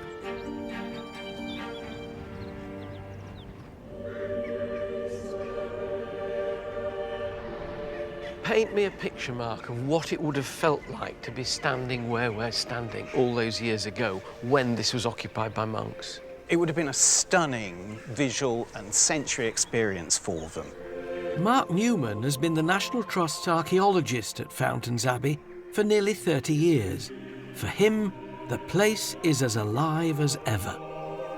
This powerful architecture strikes of light and dark as you process up the church. Perhaps the smell of incense still lingering on the air. And the noise, the sound of the monks, the music they're singing is replaced by the cawing of the crows today. A busy lot, aren't they? Life began at Fountains in 1132. 13 Benedictine monks fled nearby abbeys. They took shelter under an elm tree here in the Skell Valley. Disgusted by the ungodly behaviour of their peers, the monks converted to the Cistercian order. They built a new life dedicated to prayer and a new church. So from the moment they were under the tree to the moment this was finished, how many years? 120 years for the entire building programme. In those days, and that kind of lack of machinery they had, that's phenomenally quick. Manual labour is all part of that dedication to the religious life. You know, as a gardener, as someone who uses his hands, I found that really heartening, that what the monks regarded as important was that they used their hands to the glory of God. Fountains Abbey was a thriving monastic community of 450 people, with its own customs and even its own special language. This is so impressive, Mark. I don't think I've ever seen a longer vaulted ceiling anywhere. This is the lay brothers' refectory. This must have been incredibly noisy. I mean, the ceiling's quite low. Were they speaking when they ate? They weren't a silent order, but what they had was a sign language. So if you want milk, you make a sort of nipple symbol with your thumb. That's a bit rude for a monk. Take it like that. Oh, they're proper earthy fellows, these monks and I lay think I'd rather brothers. have gone... Yeah. Right. Milk. But there was another side to this monastery. As well as being devoutly religious, the monks also believed in the dark side of medieval medicine. Now, over here, so this is a room that I think would have been very popular with the monks. It's called the warming room. It's in this room that you had the principal fireplace in the abbey. Oh, this is it? It's lit on the 1st of October and it's put out on the 1st of April. My late father-in-law must have been a monk in a former life. He adopted exactly that rule. The rest of the family froze at the beginning of April and the end of September. So they just literally just come in here to get warm. They would also come here for bloodletting. Pardon? Bloodletting. Once a month, monks held mysterious rituals using scalpels or leeches to drain their blood, in reverence for the essence of life they believe it contained. Sitting there with 3 leeches up each arm saying, nice morning. Something like that. Thank goodness for antibiotics. Medicine has moved on, and the monks are long gone. While the monks abandoned this place nearly 5 centuries ago, there are still hundreds of residents at Fountains Abbey.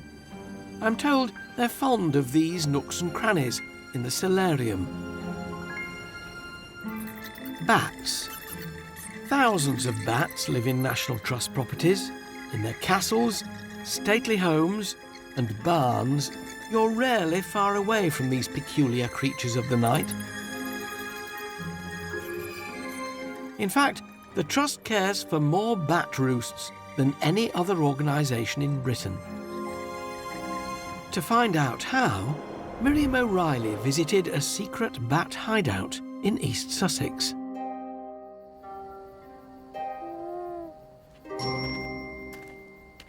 I'm in the South Downs. It's the dead of night. I'm on my way to see creatures which fascinate me, but they also give me the creeps. This National Trust woodland is a haven for bats. In fact, there are so many protected species here that the exact location is a secret. It's a pretty dense wood, isn't it? What is this? So this is a hop trap. Bat ecologist Daniel Whitby uses the harp trap to monitor the health of the local bat population on behalf of the Trust. This is what we use to catch the bats. And so it's a nice, safe, humane trap. These are fishing lines, so they're quite stretchy, so it doesn't hurt them at all. And what happens, the bat flies along, hits the strings, and it makes their wings close, they just fall down. Slide down the strings, and they slide down this plastic into this cloth bag, and then they just crawl up, and they just happily sit roosting there until we come along and take them out. In Britain, bats and their habitats are strictly protected. It's illegal to even touch a bat without a wildlife licence granted by the government. So this is a brown long-eared bat. Massive great ears to help with its hearing, so it echolocates incredibly quietly. Look at them.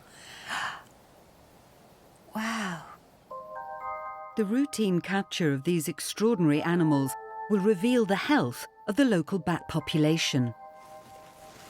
So I've got to get a couple more out. Do you mind holding these bags for me? Of course. There we go. Daniel bags some of the rare ones up for a closer look later. Across Britain, there aren't enough roost sites for all our bats. To help solve this problem, National Trust wildlife advisors like Crispin Scott convert its properties into special sanctuaries, like this bat barn in the South Downs. It's surprising, Crispin, that something so simple can play such an important role in bat conservation. I've got my nail just there. So they just slip behind it here, do they? Yes, this is just an ordinary bit of board from a sawmill, untreated timber, and you get 3 or 4 bats behind there, and they just cling onto the board, between the board and the wall, and will stay there for most of the winter.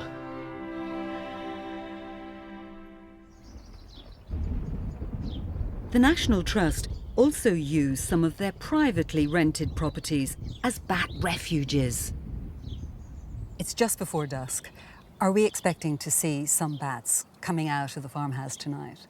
We're expecting to see them emerge around dusk. You never quite know with the bats, they never seem to read rule books, but they should be out any minute now, really.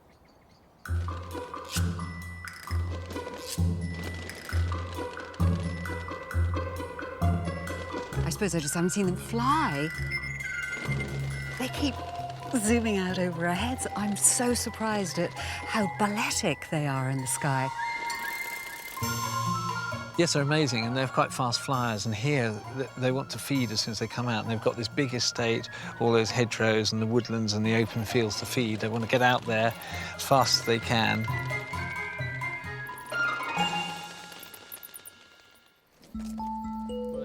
Late at night, I've returned to the secret bat hideout to see what Daniel has caught.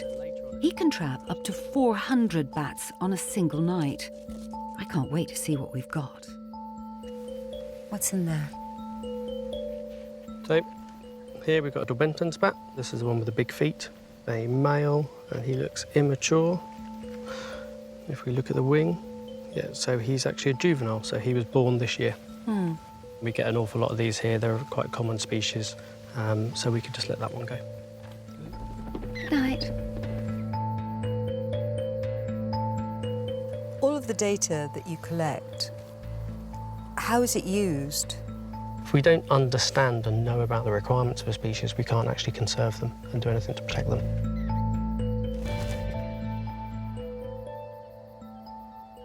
And the last one? The last one. Tonight, we're incredibly lucky. Daniel has caught one of the rarest bats in Britain. So this is a Beckstein's, and it's an Annex II species, so it's actually not just one of the rare bats in the UK, it's actually one of the rarest mammals in the whole of Europe. My goodness. So woodland bat specialises in oak woodland. It's got quite big, broad wings. Because this Beckstein's bat is so rare, it needs a bit of jewellery. What we're going to do now, we've taken all the measurements we need from it, and we're going to put a ring on so we can identify it if we catch it, or if any other bat worker anywhere in the country catches it. Right, so we'll just check the ring's all right, and then we can let this individual go. And that ring won't inhibit its flight or anything? No, so it's nice and loose, the ring slides up and down, it doesn't get stuck on the wrist, and the finger can't get stuck in it, so that's all fine. So it's time to let him go? We can let him go. You ready? It's been a privilege spending a night with bats. I have to admit, they're not as scary as I thought. Flying off into the night, as bats do.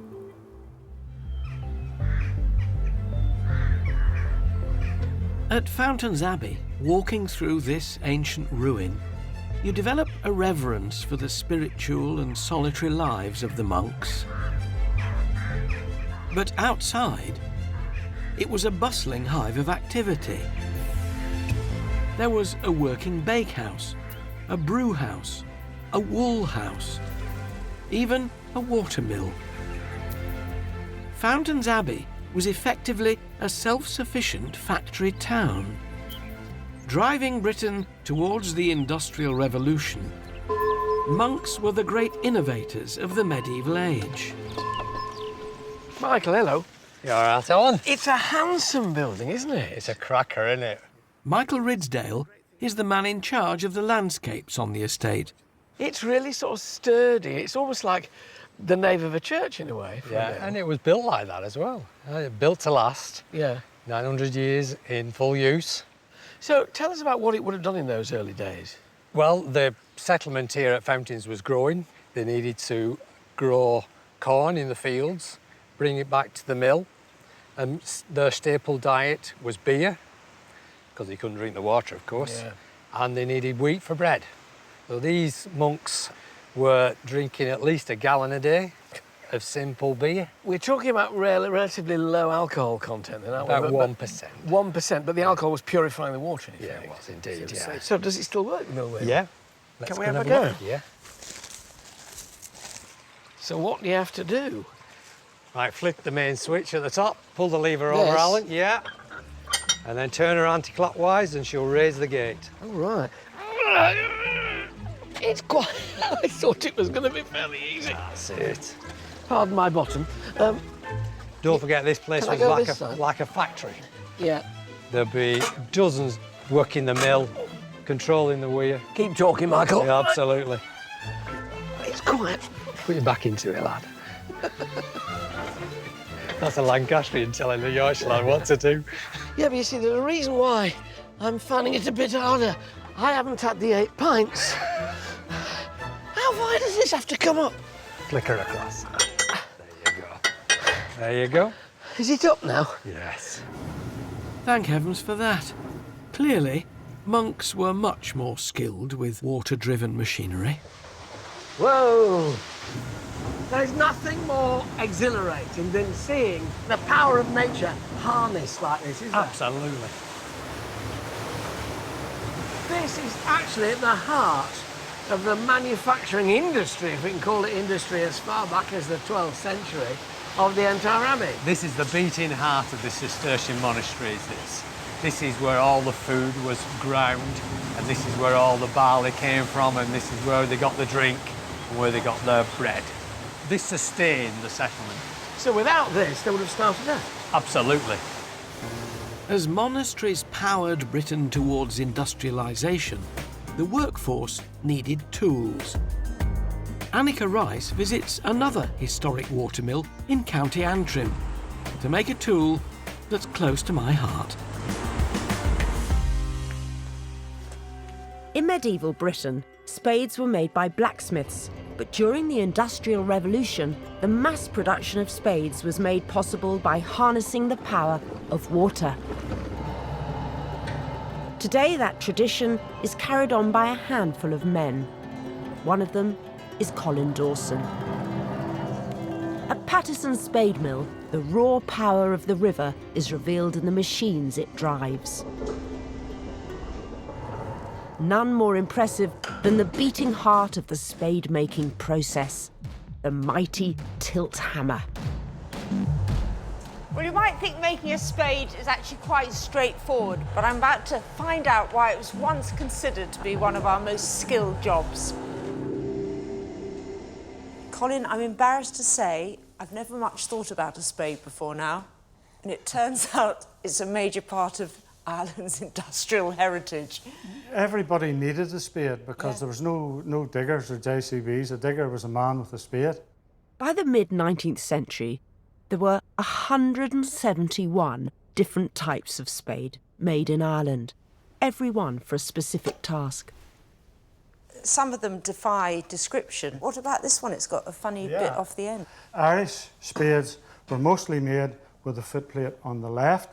And when the English and Scotchmen came to Ireland, they said the Irish were left-footers or dug with the wrong foot. So today, if someone asks you what foot you dig with, they're asking you what religion you are. So a left-footer would be a Roman Catholic. Which is your favourite?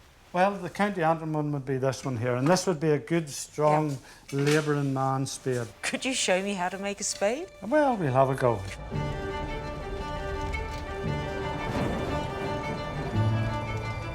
Every spade made at the mill starts life just like this. A block of steel in a fiery furnace. So that's the socket. Yeah. That's where the shaft goes into. Then the block of steel is hammered until the shape begins to form. So squeeze it nice and tight. Got it. It's amazing to see that just starting to take shape like that. I love it. Where are we off to now? Back into the furnace. Back into the furnace. Then it's pressed into its rough shape by a machine called a billet press. So that is called the lift. Yeah. And that is called the dish. Pushes up and down. Traditionally, spade making was a secretive craft. And then lift it out a wee bit, let the steam come off it. Desperate not to lose their jobs, spade makers rarely revealed the tricks of their trade. The skills were passed from father to son and craftsman to apprentice. Woo! And there we have it. Beautifully done, if I might say, Yes. Colin. Okay, got it.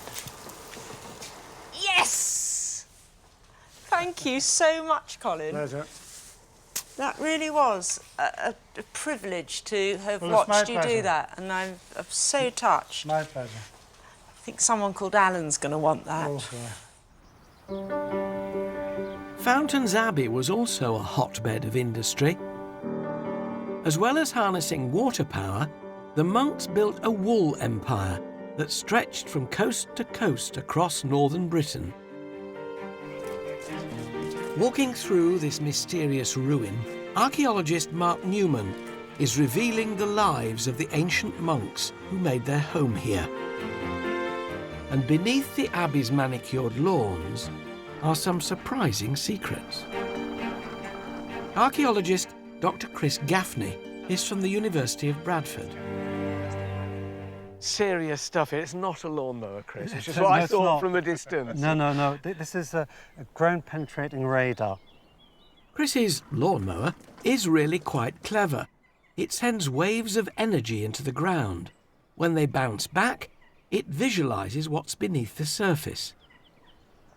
Chris and Mark originally used the radar to scan for old drains, but they soon discovered something extraordinary.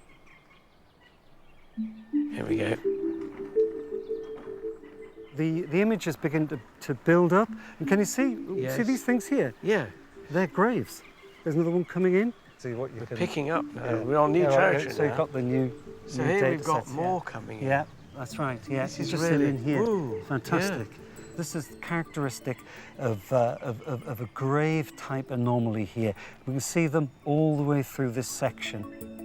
Almost by accident, Chris and Mark had discovered one of the most complete ancient burial sites in Britain. It's absolutely perfect. Oh, there's loads of them, one after another, at a depth of 1.2 metres, about 4 feet. We may not necessarily be looking at the very bottom. In other words, there may be more than one grave.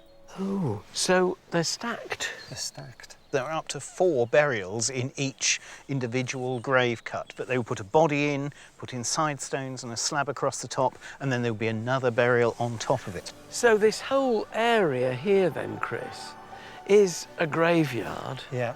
With 500 cuts down in it, with potentially 4 people in each one. So there could be 2,000 people buried all here. the way over here. And if you start working out how many monks there would have been over the course of time and how many lay brothers, you're pretty much accounting for everybody who would have lived here from the monastic community. For so long we've seen the Abbey as ruins, as an archaeological object, and then the people who made this place about whom it's about are here. Yeah. They never went away.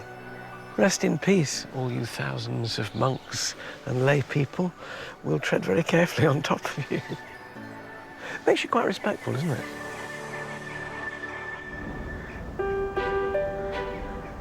There were hundreds of abbeys and monasteries across the UK.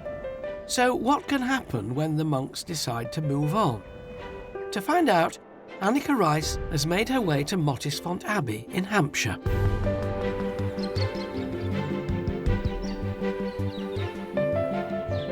In the 13th century, this site was a priory, home to monks from the Augustinian order. For 800 years, Mottisfont evolved quietly with a succession of owners. It wasn't until the late 1930s that it underwent its most radical transformation, and that was all down to one remarkable woman. Maud Russell had a dream. The wealthy art lover wanted to make her home one of the most extravagant places in Britain. A unique backdrop to throw lavish high society parties. Maud commissioned the extraordinary talents of Rex Whistler, famous for his portraits of London's glitterati. Wow. Oh my goodness. The centrepiece of his creation is Mottisfont's saloon, the Whistler Room. But first impressions can be deceptive. There are no real columns or ledges. Even the moulded plasterwork is a trick. All of it has been ingeniously painted to fool the eye.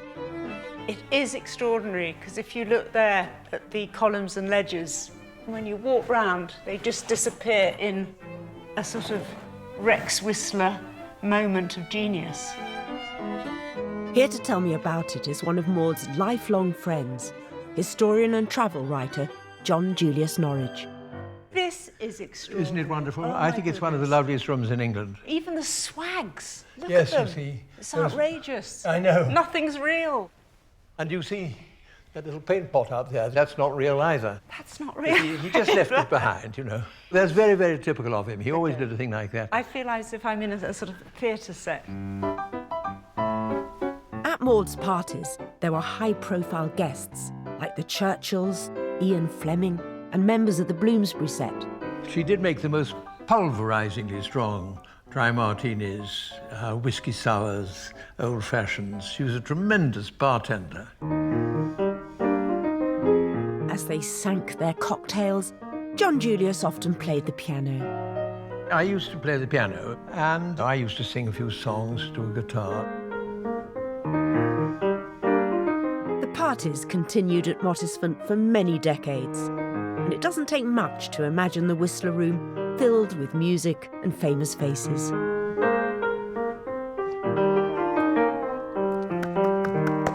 Thank you, John Julius.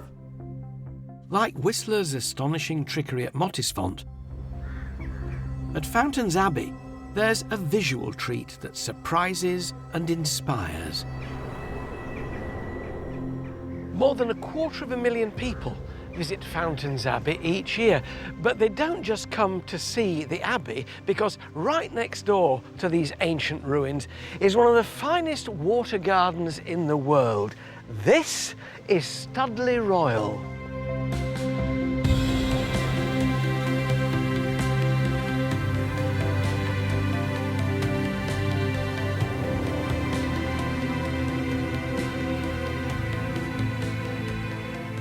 Wow, now that is a view. That is a spectacle.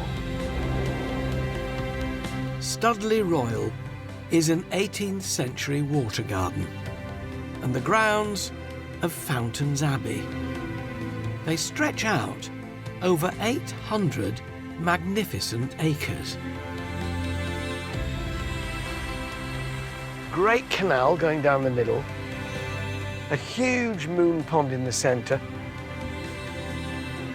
A lovely temple just nestling in the trees there.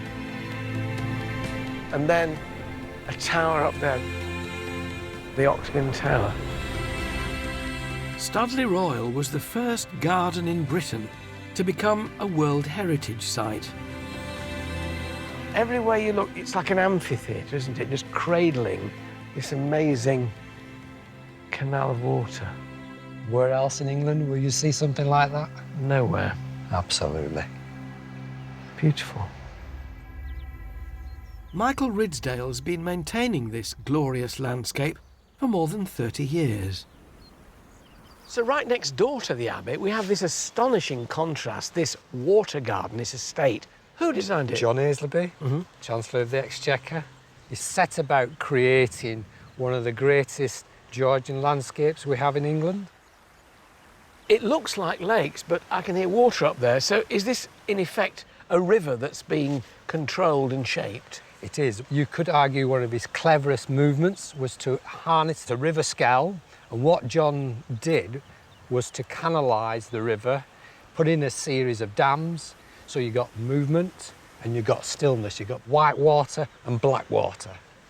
And this enormous moon in the middle with two crescent moons either side of it, which seen from the air is the most sensational bit of geometry, isn't it? And they're also giant mirrors.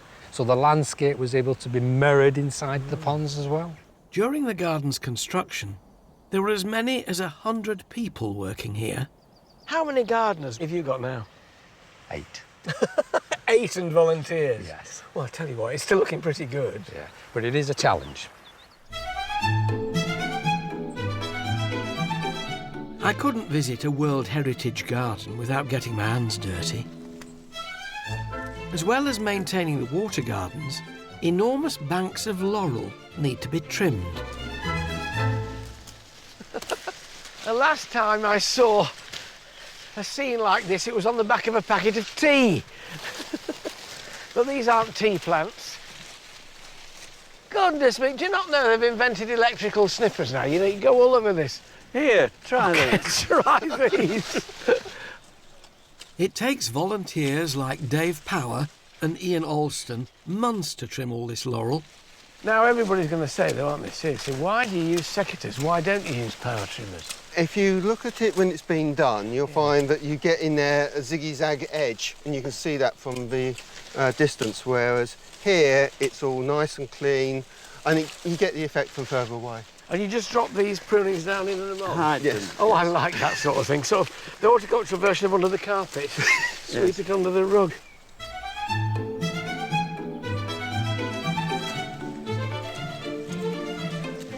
I really enjoyed myself, but I can't deprive you of the enjoyment for much longer. Thank you, Ian. Thank you. Bye. Thanks, bye. I'm going down now for a cup of tea as opposed to this tea plantation. Good old laurel. Reflects the light beautifully. Just blooming hard to get through. Watch your step. Just watch your step. Oh, chaps. Yeah? You missed it. Oh, drat. Oh! Hey!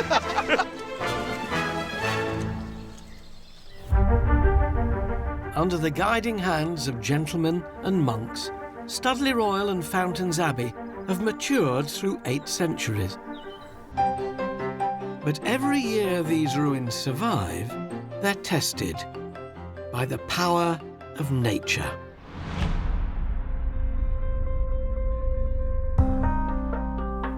You won't believe how quickly this garden can flood.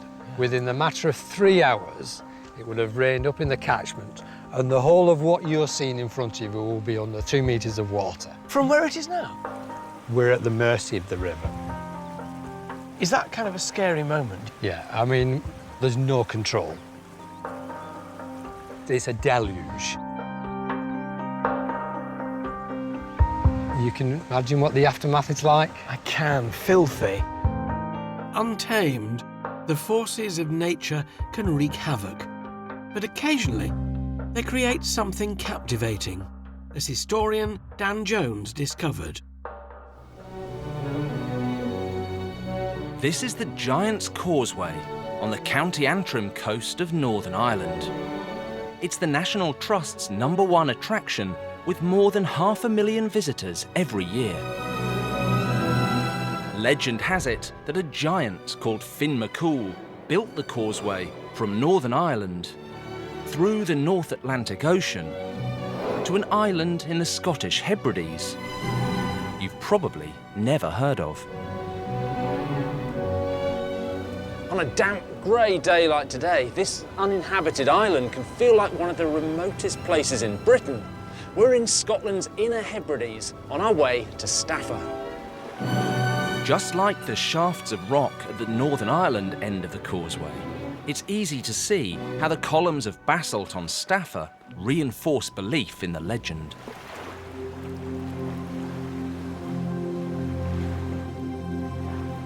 Geologists think the causeway was created not by giants, but by ancient volcanic activity. After eruptions on the Antrim Plateau about 60 million years ago, molten basalt lava hit the seabed and quickly cooled, forming these vast columns, just like the ones in Northern Ireland.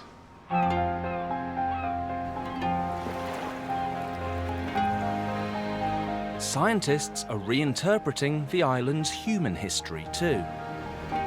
Dr. Daniel Rhodes, a National Trust for Scotland archaeologist, is leading a groundbreaking project to discover the island's early inhabitants for the very first time.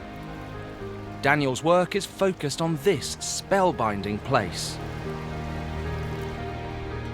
Fingal's Cave. Daniel, over the years there have been some very famous visitors to Fingal's Cave, even Queen Victoria and Prince Albert, but some of them have left their mark on the walls. So Nimrod here, that's a ship, a famous ship, right? Yeah, there's been a number of HMS Nimrods over the last few hundred years. There's so much graffiti on these walls, but it's all over the top of each other. How do you get to see it properly and study it? We take high-resolution images to try and identify more than we can see in the cave.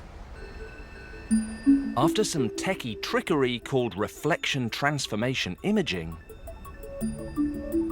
Fingal's Cave unveils the identities of more visitors. So we can manipulate the light source to move it around and create shade and shadow and see how much more we can actually read. This is an incredible effect because this looks just like a photo of the wall, but as soon as you start moving here, we've got all of these things coming out. So now we can see Stephen Hogarth. We've got a date there, looks like a 39. Looks like a 39, 1839 maybe. Yeah. But then suddenly there's even more of them. So this, I think, says Plowberry. Daniel's technology is revealing a view of Fingal's cave never seen before. Not everybody can actually get to a Fingal's cave, but using technology like this, we can create these fly-throughs and these images, and people can experience actually entering the cave and walking exactly where we are. So we're sort of now going, well, right into that cave here, but, you know, instead of taking a ferry and a boat and a train and a plane and everything that it takes to get here, you can look at this fly-through. Yeah. Incredible.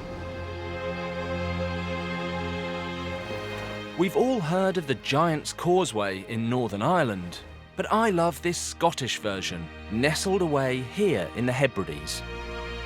Because of the work the National Trust for Scotland are doing using the latest technology, we're finding out more about Staffa every day.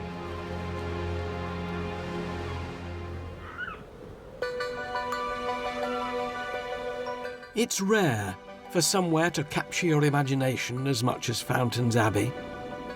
Walking through nearly 9 centuries of history, I developed a real empathy for the monks that called this breathtaking place home, how they lived and how they died. This glorious building is their legacy, an enduring testament to the power and influence of religion in the medieval world. Yet one man is mostly responsible for the way Fountains looks today. Not a monk, a king. Henry VIII, the architect of the downfall of this Gothic icon. So for 400 years, this is a prayerful community. Then along comes Henry VIII. He's not allowed a divorce by Rome, so he says, right, Catholicism's out. I'm having your money, I'm having your buildings, you can push off, monks. The deal is, as with all other monasteries, it has to be rendered unfit for future religious use. In the 1530s, Henry VIII wanted to crush the domination of the Catholic Church. He dissolved monasteries across the country. Fountains was far too grand and far too rich to escape his wrecking ball. So what happened physically? There are gangs of workmen stripping the materials out of here. Roof off. Roof off. Huge timbers that can be very carefully dismantled and taken down and sold and used in other places. Certainly the lead sheets covering the outside, very easy. They've used a claw hammer to rip them off, melt them down into ingots, stick them on a cart down to York. The windows taken out of their openings, the glass can be reused, but so again can the lead strips that held it together. And they start work on the stonework as well. So you're missing here one of the 4 columns that would have supported the original crossing tower, and all you're left with is the scars in the walls where the stonework has been plucked off.